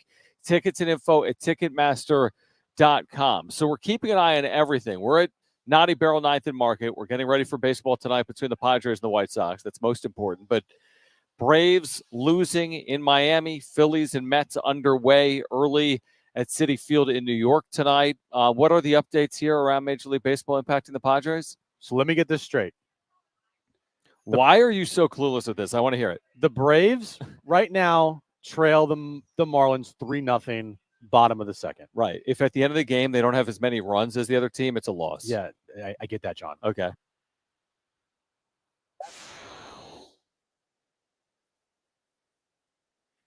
Then the Braves they clinch Sunday. No, because the Braves have to lose 2 times. I just asked you during the break if the Braves lose just once and the Padres 2 times. How do you get to 5? No. Oh, Let me hear your math. Right. No, okay, you're right. Sorry. I'm thinking of something different to where if the Braves lost today and the Padres win, then it's down to 2, but then it would not even be that way. No, it would be down to 3. Let me put this in Jim terms. Simplify this for me. If Disney Plus released Anakin Skywalker, okay, and there were 5 episodes, and they were coming out every week. Okay. How many weeks would it take to watch all of the Anakin Skywalker episodes? Now, do you watch them like weekly, like once a They're week? once a week. They have 5 episodes. They're going to release them every week. Well, what if you wait till the final week? You can watch 5 in 1 week in 1 day. What I'm saying doesn't even make any sense. But my point is we're talking about something that is just 5. They need 5 things to happen, either 5 wins or 5 Braves losses, or a combination of both. The combo pack is you win a couple of games, they lose a couple of games, it gets to 5, and you're in the postseason. So even if the Braves take 2 or 3 from the Marlins, then you cannot clinch this weekend if they take 2 or 3 from the Marlins. Gotcha. Okay. Now, even if they lose 2 out of 3, you have to sweep to clinch. And if they lose 3 out of 3, you have to win 2 of 3 to clinch. Gotcha. So that's what we're keeping our eye on. But, okay. But what's your butt there? There's no butt. There's no butt. There's no butt. That's it. That's the only thing that matters to me at this moment. And then obviously the Mets, who are scary as hell, man. I know I said the Phillies. Yeah. The Phillies scare me from like a big, like you'd meet them in the division round or the CS. Yeah, starting pitching, Bryce Harper, their year. Like they could be a roadblock for you to get to the World Series again. Yeah. But like the possibility of facing the Mets to open up the wild card here at Petco or in New York somehow, I just don't want that because that's kind of like it just came out of nowhere a little bit. Completely out of nowhere. I mean, now we're talking about it, but we weren't talking about it a week ago. No, we weren't even thinking about the Mets as a possibility to face the Padres. I don't think I talked about 4 days ago. Me neither. That the whole Mets equation was like, is it going to be the Mets or the Braves that succeed? That are in, yeah. Now they've caught the Diamondbacks. I mean, by the end of tonight, I think right now they hold the tiebreaker over Arizona, so they are currently as the 5th seed. But like after today, they could hold that by themselves without a tiebreaker. Absolutely right. Absolutely right. By the way, Joe Musgrove, since coming back, this has been one of the better stories on the Padres. Opponents have hit 196 off him since returning in 7 games. He's got a 2.37 ERA in those 7 starts. He's gone 38 innings, allowing 27 hits. He has 42 strikeouts and 7 walks since returning. Joe Musgrove has been elite over his last 7 starts, which is over a month's work of time. He will make the start here tonight. This is his second to final regular season start here tonight. He'll pitch tonight, and then I guess he would line up to pitch at Dodger Stadium, maybe game 3 of that series. With an off day, yeah, he'd probably pitch game 3 of that series coming up at Dodger Stadium next Thursday. It's funny that you said one of the best stories on the team. Yeah. There's been like a million There's best been like stories. 8. But it's a good one. It's a great one. Yeah. Because the thing is, we didn't know how Joe was going to be once he came back from his injury.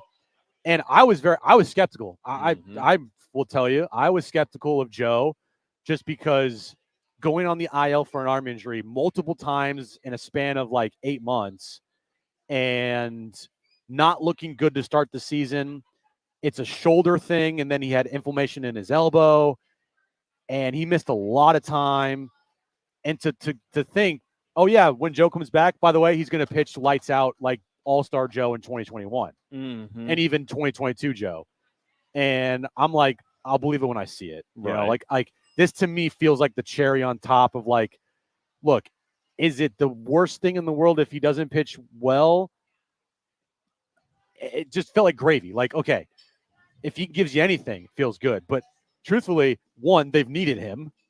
And two, he's pitched amazing. So thinking that it would just been gravy if he came back and pitched well is completely false because they absolutely have needed him the last month here. Yes. And will need him for hopefully the next month going into the postseason, making their run, hopefully to a World Series. He's going to be a huge part of that. Yeah, I mean, we've locked him into one of the 3 games in the wild card round, right? Oh, I mean, yeah, we for just sure. have. I mean, 100%. I've kind of locked all 4 of the pitchers into one of the 3 games, which is impossible.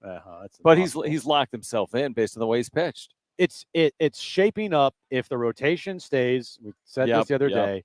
Cease game 1, Joe or you game 2, and then the other one game 3. That's exactly right. And you could argue which is, do you change that after game 1 if you win it or you lose it? I don't know if you do that. Who would you want in game 3? Musgrove or I'm going to Darvish? use 2022's in my mind. I'm going with Joe. Me too. Yeah, that's still in my mind. Me too. He's a big game pitcher. I think if they lost game 1, I might heavily consider Joe game 2. Sure. But if they won game 1, I'm Joe game 3. Joe if game there 3. even is one, and then if there isn't, he pitches game 1 of the NLDS. 100%. Yeah, I'm completely with you. Yeah. All right, call right now if you want 2 free tickets to Green Day with the Smashing Pumpkins next Saturday at Petco Park. Caller 7, you are going. 877-767-4760. Pick up the phone right now. Great giveaway. Green Day with the Smashing Pumpkins. Caller 7, you're going.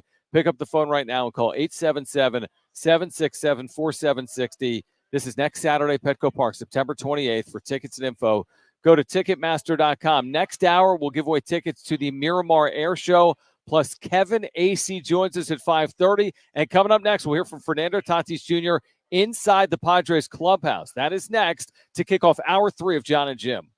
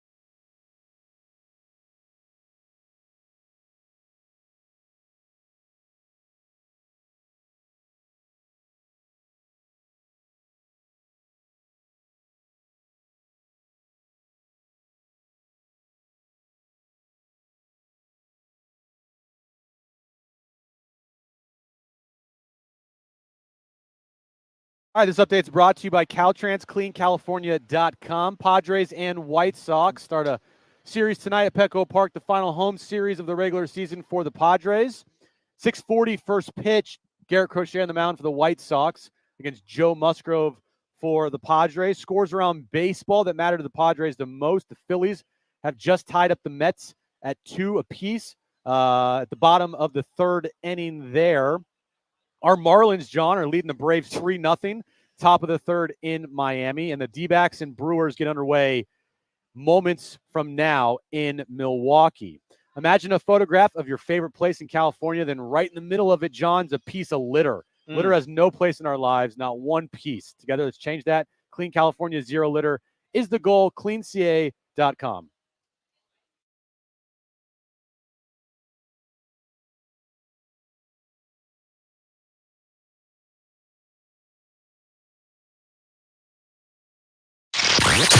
It's getting close. The Padres are on the verge of locking up a playoff spot. Maybe this weekend at Petco. And we're at Naughty Barrel with the Friar Fanatics counting down to Game 1.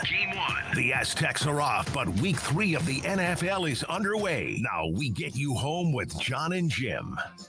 All right, San Diego, Southern California, what's going on? Final hour of Jon and Jim. You need to get to the Naughty Barrel. It's shaping up to be a great night here in downtown San Diego. Temperature around 70. Blue skies primarily overhead. It's Game 1. Padres and White Sox, make your way to the Naughty Barrel. We have ordered food. We've already had some great drinks. Yeah. We have ordered food. Now, I think everyone's got involved. Manny Valencia has ordered a smash burger. Jim Russell has ordered a burger with brisket on top. Yeah, smash burger with brisket, no big deal. How you doing? That's a big deal, actually. It's a very big deal. So you've got the burger with brisket. Now, I've gone with the protein. Is it a protein bowl? Like a harvest bowl, a power bowl? Everybody's getting burgers and fries, and John gets the, harvest green quinoa bowl. That's right. Yeah. So that's very on brand. That's coming at some point within the next few minutes. So make your way down here. We're here until 6, but here's the thing. Even if you don't have tickets for the game, this is a great spot to start your weekend. They have 2 dozen televisions. It's indoor, outdoor. There's TVs inside. There's TVs outside. Their bar's got a million different drinks on tap. Yeah, I think we have a contingent of wrap-up show viewers showing up as well. Well, we do. We have Rich McGuire. Yeah, Quan over here. So yeah, Quan, what's going on? Yep, we have people in our chat saying that they're going to join us. So come on down. We're here till 6 p.m. Happy hour is going on right now. If you're heading to the game, this is like the perfect spot to stop before you head to Petco Park. Food's delicious. $7 smash burgers. Give me a break. Come on down to the Naughty Barrel, have some food, get ready for Padres and White Sox. 9th and Market, which is truly 2 blocks. I mean, we're 2 blocks. I can go over the corner. You can see Petco. You see Petco. You can see Petco. So get to 9th and Market. All right, Brent, momentarily, I think we'll have the sound from Fernando Tatis Jr. in the clubhouse if he doesn't have it already. So Fernando Tatis Jr. has spoken earlier. Jim gave you the Padres lineup. Have you seen the White Sox lineup tonight? I don't by know. chance. I don't. Okay, really. Here's the lineup. Here's the lineup. Yeah, obviously, Dominic Fletcher leading off. Hold on. Let's see if I can name a White Sox. No, okay. Here's the thing. Give me last names. I'll see if I can guess our first name. Right fielder Fletcher. We just said Dominic, right? Shortstop Lopez. Jorge. Nicky. Yeah. Center fielder Robert. Dave. Come on, man. Luis Robert. Oh, Luis Robert. Sorry. Come on. My bad. Left fielder Benintendi. Andrew. Correct. D.H. Vaughn. No, it's not him. It's not Mo. It's not Greg. Andrew. Oh, Andrew. First baseman Sheets. Ben. That's not. Gavin. Gavin Sheets. Second baseman Sosa. It's not. Sammy. Lennon or Lenine. Lenyn. Okay. Third baseman Ramos. Brian Ramos. And catcher Lee. David. Corey. Dang it. Starting pitcher Crochet. Garrett Crochet. Yeah. So we knew Benintendi. We knew Luis Robert. Yeah. There's a couple of names in there. Yeah, a couple. And it will be the lefty, Garrett Crochet. For a team that has lost 117 games, that's not like the worst lineup I've ever heard my entire life. Yes, it is. You didn't know any of them. Well, Luis Robert and Andrew Benintendi, at least 2 you of know. 9. I would suspect the team that's lost 117 games, John, to have 0 players that you even recognize. In Do you think if Nicky Lopez yesterday hit his 50th home run to go with his 50th steal for a 36-win team, they would have even tweeted about it? Has Major League Baseball one time tweeted about the White Sox? They're like 3 straight. Break up the White Sox. Probably that 3 time they lost straight. 30 games in a row. Right. Yeah, they've had some long losing streaks this year. Dude, it's not been a good year for the White Sox. That's an understatement. This was a good year for my buddy Jason Benetti to make his way out of the White Sox and to the Detroit Do you know Tigers. who their manager is? The manager of the Chicago White Sox is... I'm not. The manager of the Chicago White Sox is... I think I know it. It's... No. Is it Grady Sizemore? No. It is now interim manager Grady Sizemore. Yeah, it's Grady Sizemore. Yeah. Okay, I knew that. Yeah. But is he going to keep his job? Probably not. I don't think so. I think they're going to go in a different direction. Bob Melvin, come on down, the manager of the 2025. You've been a part of the last 2 seasons, 2 of the most underwhelming, underachieving teams in baseball. You want to come manage our team? Did you see the quotes? Chris Getz, I think, is their GM. He's like, well, yeah, we're not really that interested in spending money in free agency, which I kind of get. I mean, you're not going to go from 37 wins to 90. That would be, but they're not going to spend money. Like, you can't repeat this. You can't win 40 games and follow it up with a 40-win season. No, you better hope that you draft well. You better hope that the players that you traded away for Dylan Cease pan out for you. Now, they traded Cease before the season. Even they punted on their season, and it was probably smart. And Drew Thorpe, he got called to the bigs, and then he immediately went on season-ending surgery. I don't know who else they even got in that deal, truthfully. That just tells you how good of a deal it's been for the Padres. The best deals are when you have no clue who they traded away, right? Yeah, that is true. And by the way, like, you think about when the Astros lost 100 games 3 straight years. Yeah. But the other side of it has been pure brilliance. Yeah, there's been a scandal, but they've also had some great teams. They drafted and developed very well. Are the White Sox going to do that, or are they just historically bad? I think they're just historically bad. Yeah, I don't have much faith that the White Sox will be turning this thing around anytime soon, to be honest with you. A year ago, 101 losses. This year, 117. Do you know in 2021 they went 93-69? In what year? 2021. 93 wins. The next year, 81-81. Then 61-101. Then 36-117. Whoa. I mean, what's going on, my man? What's up, dude? How you doing? I mean, if you're Dylan Cease, you're sitting here being like, thank God, Thank right? the Lord. Because he was the diamond in the literal rough of the White Sox organization. Yes, absolutely. I don't know how Drew Thorpe's going to pan out for the White Sox. I don't know who the other players, I don't remember, truthfully. But for Dylan Cease, it's just got to feel like the greatest thing ever to get out of that situation and then come here to a situation that in the offseason, we didn't know how it was going to pan out because of how bad last year's clubhouse was and situation. Lowering payroll. Soto.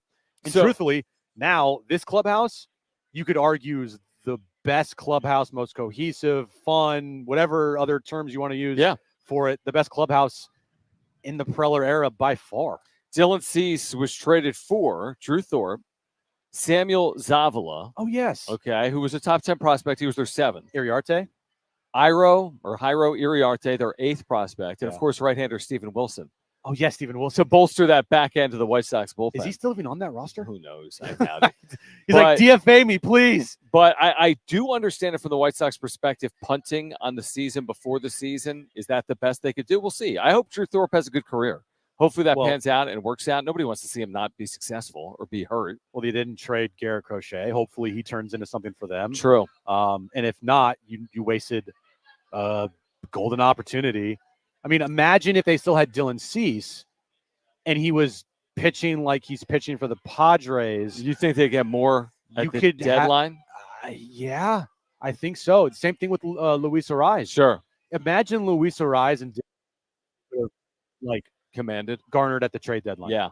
It would have been nearly probably impossible to get both of those players from a Padres perspective without giving up Salas, DeVries.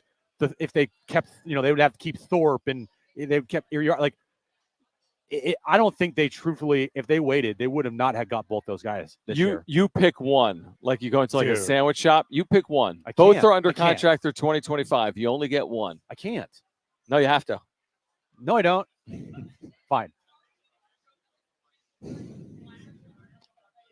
Dylan Cease. Yeah, it's got to be Cease, which sucks because Arise is like a spark plug. Arise. I absolutely love Arise. And the second I trade for him, I fell in love with him just because I knew what type of player he was and like the value he brings to a team that you can't get from like anybody else. We talked about how, the nerds don't like Luis Arise as much because his WAR isn't crazy high, he doesn't have a crazy high OPS, his advanced analytics might not be great, but he never strikes out, and he's every year winning the batting title in the National League.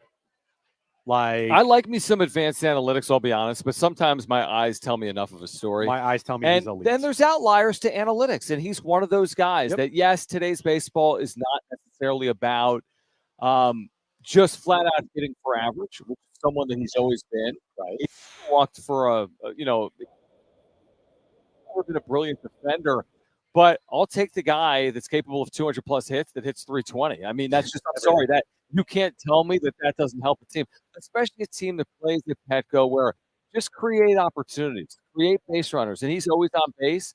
And he's had a knack for coming through with men on third base as well because he puts the ball in play. Did you see a statement from Rob Manfred when Luis Arise won 141 straight at bats without striking out? Well, are we going to see a statement if he wins the batting title, the first player ever to do it 3 consecutive years with teams? Are we going to see 25 consecutive posts on Instagram from Major League Baseball about Luis Arise if he does that? No. That's Luis Arise created a new category, 3 batting titles for 3 teams in 3 years. Guess what, everybody? See how easy it is to create a new category that's never been done before? The first ever 3 for 3, accomplishment. Yeah, he's won batting titles, 2 different teams, 3 different seasons, and in both leagues.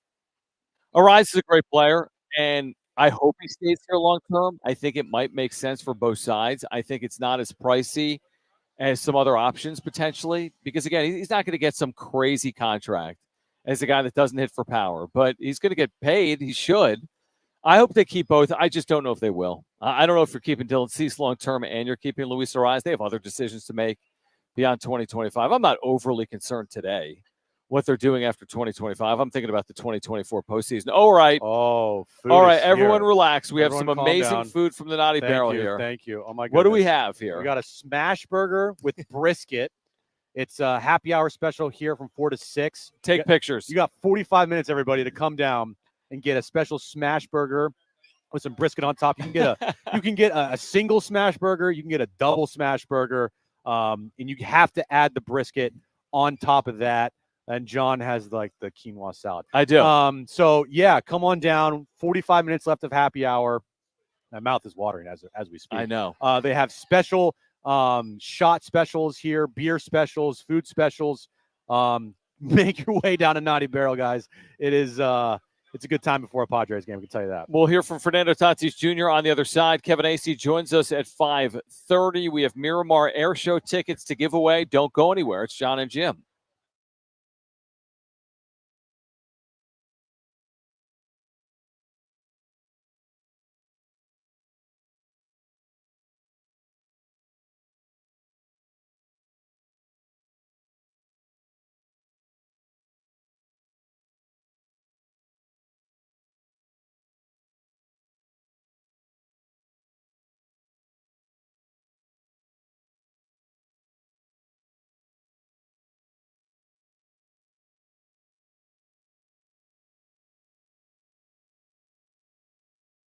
All right, hey guys, it is Jon and Jim. It is a great time of year. Baseball postseason, NFL, college football. Underdog Fantasy is your place to be playing. You can win 325 times your money just by choosing higher or lower on your favorite player's stats. Yeah, download the Underdog Fantasy app right now. Use our promo code Jon and Jim, and right now there's a couple gimme picks for this weekend, John.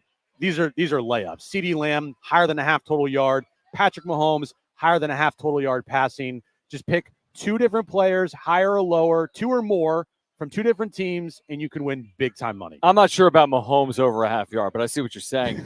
Go to the mobile app or go to UnderdogFantasy.com. Sign up with promo code Jon and Jim, JONANDJIM.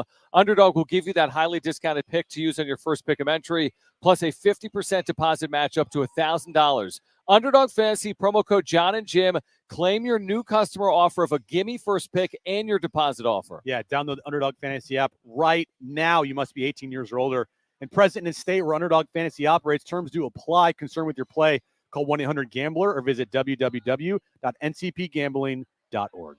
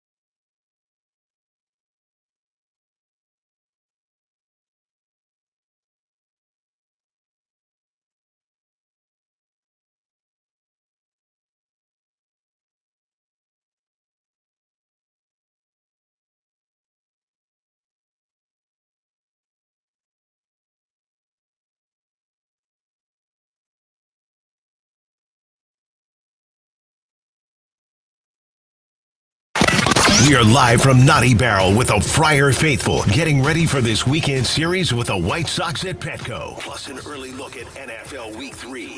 Live from Naughty Barrel, it's Jon and Jim.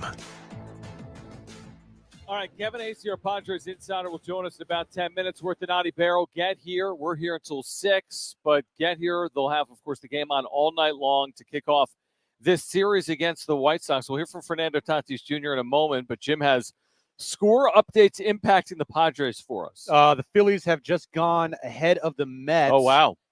In the top of the fourth inning, they lead the Mets now 4-2. Runner at third base, 2 outs there. Braves are on the board in Miami. They still trail the Marlins. It's 3-2 now, John. Top of the fourth inning.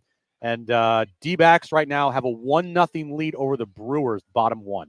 All right, so Kevin Acey in 10 minutes. Let's hear from Fernando Tatis Jr. Inside the clubhouse this afternoon, Marty Caswell was there.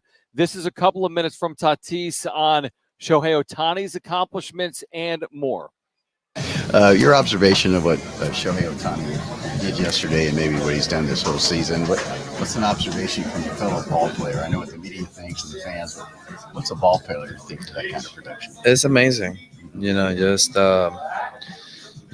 by being a player, you can understand, you know, he coming from a Tommy John surgery and still being able to show up and perform the way he did this year every single day, and being able to maintain himself on the field. I'm still right now practicing to even doing bullpens and still go out there and, you know, do what he's doing. It's just impressive, you know, the matter of how he how he recovers himself and can show up and post every single day is just really admiring from a player's standpoint. It's a really kind of a short sample size, 6 or 7 years, but is he Hall of Fame caliber already? I mean, if he wins another MVP, that's 3 MVPs, that's 50-50. On my books, he is. On my books, but everybody have different opinions, and everybody can see the game from different ways. But for me as a player, and to see what he has done in the American League, coming to the National League, and just posting, just being the same guy and getting better every single day, he's definitely a Hall of Famer. You were 42-21 just a couple of years ago. Is this something that you think could be realistic for you if you stay healthy through an entire season? Yeah, there's a chance. But like you said, I need to stay healthy first, and I definitely think I have the talent to do it. But, it takes a lot of work and preparation. I'm looking forward to it. A lot of unsung heroes on this Padres team. It's not just about one guy, it's multiple guys. But can you just speak to how remarkable it is for a rookie like Jackson to go ahead and do what he's done over the entire season? He's been the heart and soul of this year team. I feel like him and Profar have just done, as all-star and big leaguer, as you can see it, you can call it. They have, for my eyes, great seasons. And, for Jackson and being able to change position, play the game that he has played this year, being so clutch, is just admiring. And, I can't wait for us to play many years to come together. What kind of bond did you guys kind of form in day one? It seems like in spring training there was an obvious closeness between you two. It was just natural. It was just two boys in the ballpark, spring training, just getting along, playing the game hard, and when those things just go together in hand, then the rest is easy. So, we're just trying to have fun over here together and just go out there and be the best we can every single day. And, we're just doing this as brothers. You clearly look like your brother.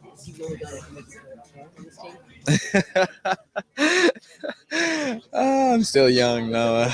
I'm still young. I'm not old enough, but it's just great. It's just great to see him the kind of year that he had, and he has the way he has managed himself, and just really proud of himself. I did like the angle from Marty. Like, you've had a 40 home run season and you can run. Talking about Tatis, like, you have a feel for what it would take to hit 50 home runs and steal 50 bases. And he's like, hey, I'd love to try to do it and stay healthy. I mean, 50-50. Tatis, again, he's still a kid, but he's not stealing 50 bases in a season. He was on pace for a 40-40 year a couple years ago, but then remember he got hurt. And he stopped running. And they didn't allow him to slide head first because of his shoulder. Yep. So he just stopped running, but he still hit 42 home runs that season. Yeah. The one thing that is abundantly clear when you hear players talk about the team chemistry and the clubhouse is that everybody's pulling for everybody. Everybody gets along, seemingly, publicly at least. And the fun that they are having is the most fun maybe some of these guys have ever had in their entire career. And I relate that to, like, yeah, we're a week and a half out, essentially, from the start of the postseason. But the run that this team has been on, from a fan's perspective, try to enjoy every moment because, you've said, and you're absolutely right, like, this thing could be over very quickly. And it doesn't take away from what they've done this season. Now it'll be a disappointment because now the expectations they played have. It's not just about making the postseason anymore. It's about, oh man, this team has a legitimate shot at winning the World Series. So anything less than at least an appearance kind of feels like a disappointment. But like, you also still have to enjoy every single time that this team goes out there as a walk-off win. Don't let the fear of potentially losing in the postseason and not winning a World Series take away from all the fun that has been happening here in the last 2 months. Truthfully, it's been the longest stretch for this team in forever. Yeah, you need to live in the moment. You can't be. What's the word I'm looking for? You can't have fear that because every team that's the same with every single game. When one team's gonna win it, so also like no project is over, smile because it happened. Hopefully we don't say that for a while, and hopefully this does guys, but the way they play, it opens up the possibility of them doing something that they haven't done previously, or they haven't done in a very, very long time. But we could get to the postseason. You see 6 seeds make runs, you see 5 seeds make runs, you see 1 seed upset, and to me, it's crapshoot. And that's not discouraging. I just think it's crapshoot. That's not a bad thing. It's good to be a crapshoot. There's no clear definitive favorite in the National League, which gives the Padres a path to make a run. This will make everybody happy. Phillies. Alec Bohm has just hit a 3-run homer in the top of the fourth inning. Phillies put a 6th spot on the board. They lead the Mets now 8-2. Top. All right, Phillies will win that game. The Mets will remain at least 2 games behind the Padres. Good fall, of course. Back to the Padres beat. Tonight at White Sox down at still 3-2 Marlins. Bottom 4 now.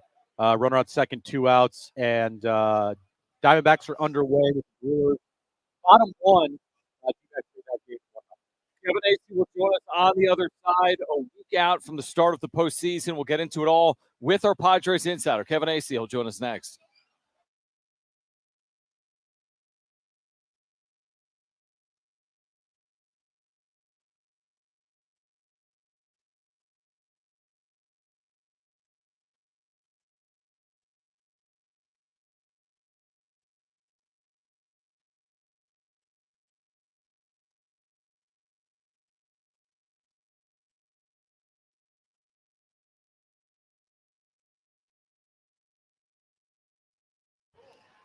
All right, lower mortgage rates are finally here thanks to the Fed and Loan Pronto. Hey, guys, it's Schaefer. Loan Pronto just locked in a homeowner at 4.59% APR, the lowest in 2 years. Whether you got stuck with your loan last month or last year, it's time to call Loan Pronto and dump that high-rate loan.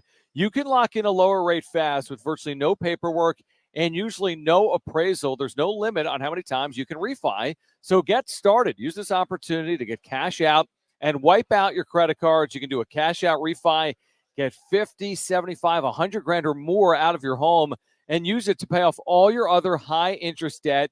End up with just one low monthly payment. If you act now, you can skip your next 2 house payments. Purchase loans available as well. So call now, get your rate quote in minutes with no hard credit pull and no upfront fees like those other guys. VA Streamline loans are also available with Loan Pronto. Call 619-207-4336. or loanpronto.com. That's 619-207-4336. Loanpronto.com. Equal housing lender, NMLS 1661781. On approved credit, NMLSconsumeraccess.org.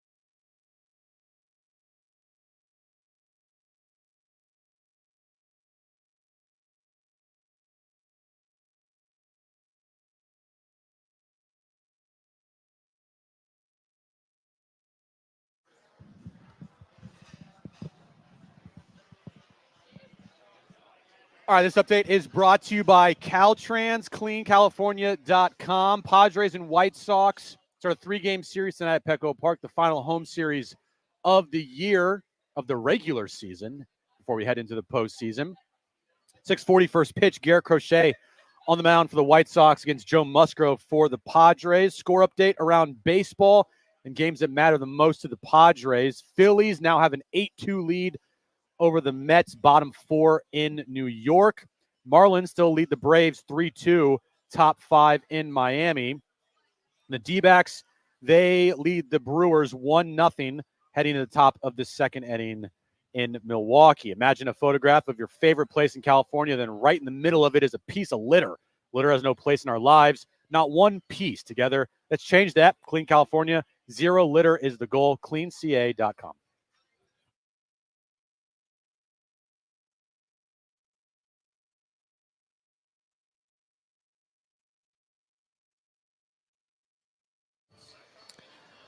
All right, Kevin AC with us. We do remind you, hit us up on the Talkback mic. Just open up the free iHeartRadio app, listen to San Diego Sports 760, and tap that little microphone icon next to the play button to leave a 30-second talkback. Kevin, we always appreciate you hopping on. It's crazy to think that we've got about a week left in the regular season. I want to start with how they're setting up this rotation. Is it becoming clear to you for the postseason what they're doing? It looks like maybe Cease into Musgrove and/or Darvish. Is this still to be determined, or what do you think they're doing here with their rotation about a week out? The more you think about it, right? Like, what can they do? They could put Cease on Tuesday so that he can then be available to go again on Sunday. Because when do you think this is going to be wrapped up? And when I say this thing, I mean home field advantage and the home series and the wild card. It's like I fully expect this to go to next weekend, and you got to pitch your best guys until then, and the thing you can do is switch Cease and King and have Cease go Tuesday and Sunday if necessary. If not, Cease could be your guy for game 1 in the wild card series. Kevin, do you have an update on Ha-Seong Kim? I think the update is that there's no update. He threw today. He did not throw across the diamond. I watched the whole thing, and he threw from about 75 feet. It's not anywhere close to being ready. So it's just hard with everything. And if you read between the lines of what people are saying, it's difficult to envision him being back before the end of the season. And then at that point, is he back for the first round of playoffs? I mean, you want to say you want him back, but is that something that is realistic? Kevin Ace is our Padres answer. Kevin, we're having a little bit of a hard time with maybe where you're located. I'm not sure. It's a little bit in and out. It sounds like you're in a bunker. Are you in a bunker right now? Are you in a closet at Petco? I'm not, and I hear you guys perfectly. Okay, that's a little better. We'll stick with it. Let's stick with it. Who do you think they would prefer to face in the wild card round? Again, the division's still a possibility. It's not over, but you're looking at the Mets. You're looking at the Diamondbacks. Do you think there's a preferred opponent, or whatever it is whatever it is? Gosh, can the Brewers be a part of it?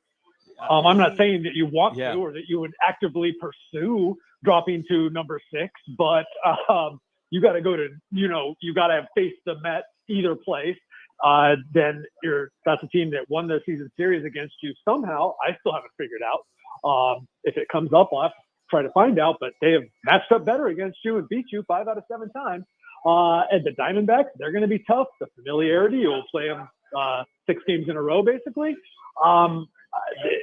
I can't tell you. What I do know, the preference would be that they would have home field advantage, and that whoever they play, then the Padres believe, and I think that they've shown this, that whoever they're playing, they can beat, and that's the good thing. I think their rotation, however it sets up, great.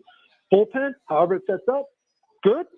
I think that whoever they play, they have a real good chance. Now, you want to go, what's the better way to the playoffs on paper, as if that matters? I say it's the number 6 seed, play the Brewers, and then get lined up against probably the Dodgers. Because I think that virtually everyone in baseball thinks that one of the most vulnerable, really good teams is the Dodgers. Kevin, when you look at the postseason magic number, Do you understand it? And if you do, can you explain it to us? I only go. I messed it up the other day because of exactly what you guys are talking about. I only go with what it is to get them into the postseason. Beyond that, I know what it would take to. I don't go magic number. I just go, okay, well, if the Padres do this, then the other team needs to do this. It's about obviously head to head. They win the tiebreaker against the Braves, makes the magic number 5. I haven't done it recently, so I won't be able to tell you what the magic number is. They lose the tiebreaker against the Mets, is that 7, I think.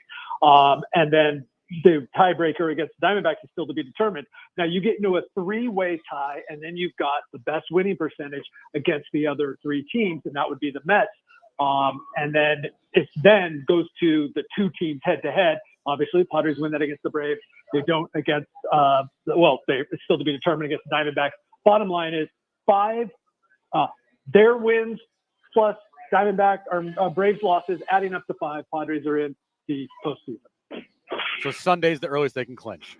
Sunday is the earliest clinch. That's about all I can tell you in basic English right away is that they can. So basically, they need to sweep the White Sox and have the Braves lose 2 of 3 to the Marlins, or vice versa. They need to take 2 of 3 from the White Sox and have the Braves get swept by the Marlins. I think we can all anticipate that this thing's probably going to at least Tuesday in Los Angeles, because I don't see the Braves losing 2 of 3 to the Marlins. Yeah, it's a fair point. Kevin Acee is our Padres insider with us right now. Jon and Jim, San Diego Sports 760. So you've had the good fortune of watching Manny Machado's tenure as a Padre up close and personal. Where do you put, or how do you compare his second half 2024 to his year-long 2022 to his 60-game stretch he had in 2020? As in, is he playing the best baseball of his Padres tenure right now? Might be, because it was so needed. The way that he turned it on when, and it's somewhat coincidental, it's when he was feeling better, but basically the day Fernando goes down, Manny picks it up. He and Jackson Merrill they're 2 of the best 3, possibly 4 best players in the National League since June, with Francisco Lindor and obviously Shohei Otani above everybody else. All I can say is your narrative there of choosing 20, 22, and now it's one that resonates with me, because those are the years that Manny, top 5 MVP consideration, and the Padres go to the playoffs. Look, to me, the story of 2024 is that, Jurickson Profar, Jackson Merrill, Fernando Tatis Jr., Donovan Solano, David Peralta, Kyle Higashioka. There's so many guys, Robert Suarez, Michael King. There are just so many guys that without them, this team isn't that good, where that can't be said about 2022 or 2020 necessarily. But the fact is how Manny goes. More than I would argue any other player in the major league, how Manny goes, the Padres go. I don't think, I've done a lot of the research, I don't think there's another star in the major league that impacts his team as much as Manny Machado. Yeah, you just watch it every day, and you see how much he impacts his team every single day. Kevin, I want to go back to Ha-Seong Kim real quick, because it's a little hard to hear you when I asked about him. If he returns, is he automatically put in the starting lineup? Or, how is that going to work out? Because I feel like what the lineup is tonight should be, and tell me if you agree or not, should be the lineup for the foreseeable future into the postseason. There you go. Exactly. You got to put Solano above Cronenworth. Now, here's the thing. Do you really do that to Xander Bogaerts again? Put him back to second base if Ha-Seong Kim comes back? Or do you put Ha-Seong Kim, who hasn't made a throw across the diamond that is anywhere near full strength, do you put him at second base because he's used to doing that, and then you platoon him with Jake Cronenworth, who somehow forgot how to hit lefties? There's a possibility, I guess, but I'm with you. This is the lineup, and so what do you do with Ha-Seong Kim? I'm not saying that's not why. I mean, if he could play, he'd be back. But I don't know exactly what you do with Ha-Seong Kim. And I will tell you this: I haven't really pressed people on it, because if you watch Ha-Seong Kim, it's not close right now. Oh. Yeah. You wrote about this, Kevin. I mean, we all know, you look at the stats, and the White Sox are truly historically bad. Is this because of that? Is this the type of series that anything other than a sweep by the Padres is a regrettable result? it's as close as you can come to saying that in baseball, right? Yeah. Like, yep. I'm always, let's say, Garrett Crochet hasn't gone more than 57 pitches in 5 starts. He hasn't gone more than 4 innings since July 6th, I think it was, maybe even June. So you're facing him tonight. If this guy were Garrett Crochet of early in the season, you'd be like, hey, there's a game you could lose, right? Well, the guy's going like maybe 4 innings tonight, maybe. So, like, there's a couple dangerous hitters in that lineup. You always got to watch out for that. The Jake Berger syndrome from when you played the Marlins. But this is as close as you could possibly come, because I avoid it at all costs in baseball. The craziest, most awesome of sports that you would say, oh, absolute sweep. This, absolutely. I mean, come on. Time of year, you see what the Mets and the Braves, well, not so much the Braves, but yeah, they won yesterday. You see what the Mets and the Diamondbacks are doing. Yeah, you got to crush this team. Yeah. So have you thought, Kevin, about the possibility of at Dodger Stadium, where it seems like the percentage chances that they're going to clinch there, right? Yeah. That before the game, they'll know if they're in or not.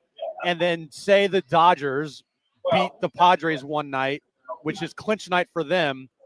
Have you thought of that, where both teams are celebrating potentially on one night in LA? Right. So the Dodgers are celebrating the division title, and the Padres are now in the playoffs. Yes. Right. What I'm curious about is the Padres are still going to have something to play for. Right. Like, it's the results aren't real good after the big celebration for teams the next day. So, and the Diamondbacks, the Dodgers, they do a real low key thing now, right? Because like they're the one team that's like it's all about what are you doing in the postseason. But I'm really curious about it. It's a great question that I don't have an answer to. I have thought about it. First off, clinching in that tiny little clubhouse at Dodger Stadium, that'll be fun. And just what will the scenarios be? And also, like I said, I fully expect this to go down the next Saturday or Sunday in terms of who's going to get the home field in that division there in the wild card round. So the celebrations, I am all for celebrations. You know why? I watch an awful lot of guys at the end of seasons disappointed because there's a lot of losing in this game and you don't go to the playoffs very often. But like, it will be interesting. How hard do they celebrate just getting into the playoffs? And I don't have a problem either way. I'm just very interested to see how it plays out. It's an interesting point. We'll let you run, Kevin. I go back to 2022 Mets. They didn't celebrate because they didn't win their division. They didn't celebrate as a wild card. They won 100 games, then they lost in 3 games to the Padres. They never really celebrated what was, by Mets standards, a very good. 100 wins is not easy to do. It's something the Padres have never done, as we know. I hope people remember that the Padres do celebrate because that's exactly what's in my mind. Yeah. These guys deserve it. I know a lot of people are like, wow, these celebrations. But no, man, these guys work really hard, and you lose a lot in this game. Yeah. So that could happen. That could happen. Yeah. Yeah, absolutely. Kevin, thank you. We'll do it again next week, the final weekend of the regular season. Right on. Talk to you then. Bye.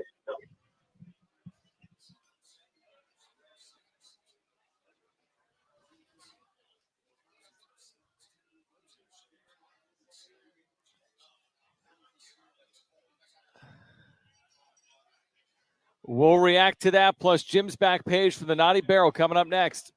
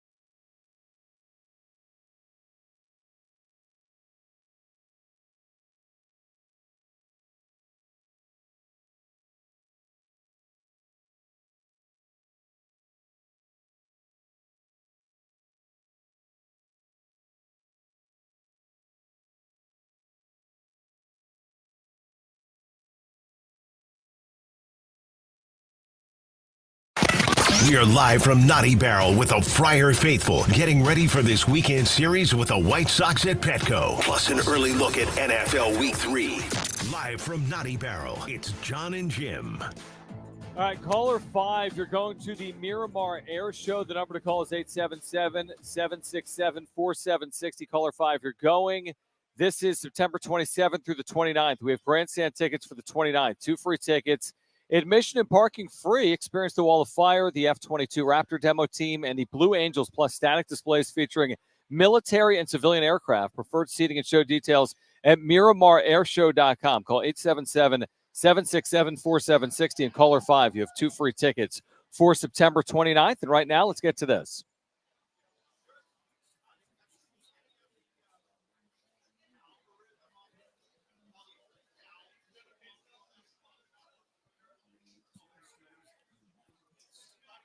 So this came out of nowhere for me, John. Okay. You sent me this the other day. What is it? And an arena has opened up in San Diego. You didn't know this? Now, okay, I knew they were building an arena for the G League Clipper team. Yeah. Okay. Also, and the Sockers primarily. Yeah. But it just came up out of nowhere for me on the opening of it. Front Wave Arena. Front Wave Arena held its grand opening yesterday. Mm-hmm. I mean, it looks kind of cool. It does. Doesn't seat many fans if you're looking for like an event that holds 10,000 plus, but you can go there and it looks like the sight lines are great. You're close to the floor. It's all brand new. And I'm kind of excited about that arena. Like, truthfully, I want to go watch a game. Dude, Clippers Nets, October 8th in there. LA Clippers, Brooklyn Nets, October 8th. Like the NBA exhibition team? Exhibition game. Like Kawhi Leonard, you've heard of him? He played at San Diego State. So we need to buy tickets. And Brooklyn Nets, like Joe Tsai. What day is that? Tuesday, October 8th. You'll probably get credentialed. What time? You know, when they play basketball games at night. Okay. The time of the game. Please say like 7:30. 7. It's in Oceanside. Yeah, it's a little bit of a ways away. Yeah. Is it though? We get up there. Yeah. That'd be fun to watch. Oh, yeah. The arena looks cool. It just does. It opened up. It's. I mean, if you're expecting some like grand arena, you're not getting that. It's not that. It was never built to be that. Are we going to get an NBA team? But it's a cool place. It's brand new, and I think for basketball fans to go watch some G League action, maybe watch some players in college that you know well that haven't been made the league yet, and maybe some San Diego State guys you'll see there. Like, I think that's a pretty cool spot to go watch a game. So NHL and NBA. So, shut up. With the Ohtani 50-50 last night, people have gone now crazy. Did he get to 50-50 already? I think he did, yeah. The home run ball, the 50th home run ball. Is the guy holding out? He didn't return it. He's holding out. Smart. He's not going to give it to the What Dodgers. a genius. Yeah. Now, Ohtani did hit his 51st the following at bat. And that doesn't matter. That ball still has a lot of value. The auction people are estimating that ball could be worth up to $300,000. Smartest decision he could have made. No chance in hell am I giving that ball to the Dodgers. Dude, no you hold chance. out on that for a long period of time, and that goes up. Yeah. That's going to be worth more than that. So he held on to it. He's not going to give it back. No. I guess it slipped through the hands of someone else, of like an 18-year-old kid or somebody. It slipped through the hands of somebody. Someone else got it. I don't know the whole particulars of how that went down. There weren't that many fans in the area of the ball. Not in the area, no, which is interesting. Well, it's Miami. They're not going to have like I know, but there were people, 35,000 people there. Yeah, and where it was, there was a net on top of the like bar area that it landed in, and it fell into the place. So it didn't go into the stands. It fell into like like the nightclub in the stadium. I would have thrown it back in the arena. The arena. Yeah, no, the stadium. I would have thrown it back. Pull a Wrigley. Go Marlins, throw it back. No chance. What's that, Brett? Pull a Wrigley, throw it back. Yeah, throw it back. Yeah, well, you got to do the old hidden ball trick, right? Keep it, take another ball out of your pocket. If you're throw it back. smart, yeah. If you're sitting in the outfield, you're carrying a baseball. Yeah, with you. definitely. So then you can throw it away. But here's the thing, though. Every single at bat that Ohtani had last night, he did something after his 49th home run. They switched out special baseballs. Yeah, makes sense. Interesting. No, it makes sense. I mean, it's something to commemorate. I don't know if we need to like stop the sport over it. Interesting. Did you know, John, Yes. that if you are a Prime member, you can enjoy free AMC movie tickets? Brent, you hear that? As I'm a not a Prime Prime member, member. you can watch Amazon original movies and series at AMC theaters at no cost. Yes, you are. We can steal it from Jim's ex-girlfriends. You'll receive a complimentary ticket for yourself and a guest, plus a free small popcorn and drink for both of you. Tickets and seats can be reserved at www.primepremiere.amazon 1 week before the screening. That's amazing. That's a reason to have Prime. Because for $12, $13, $15 a month. AMC theaters also needs people to go to the theaters, or else there won't be any movie theaters. So good on them for partnering up with Prime. That's all theaters. You know who else should though. partner? What's that? So that's all theaters. Yeah. Maybe the A's should partner with Prime. Maybe we should partner with the A's. Manny, thank you. Manny Valencia, engineering here all day long from the Naughty Barrel. Get here this weekend. If you missed anything today, sportsSD.com or on social media at Jon and Jim. We will see you Monday. Join us tonight for a wrap-up show. For Brent and Jim, I'm John. Keep it here. This is San Diego Sports 760. Okay, bye. Bye.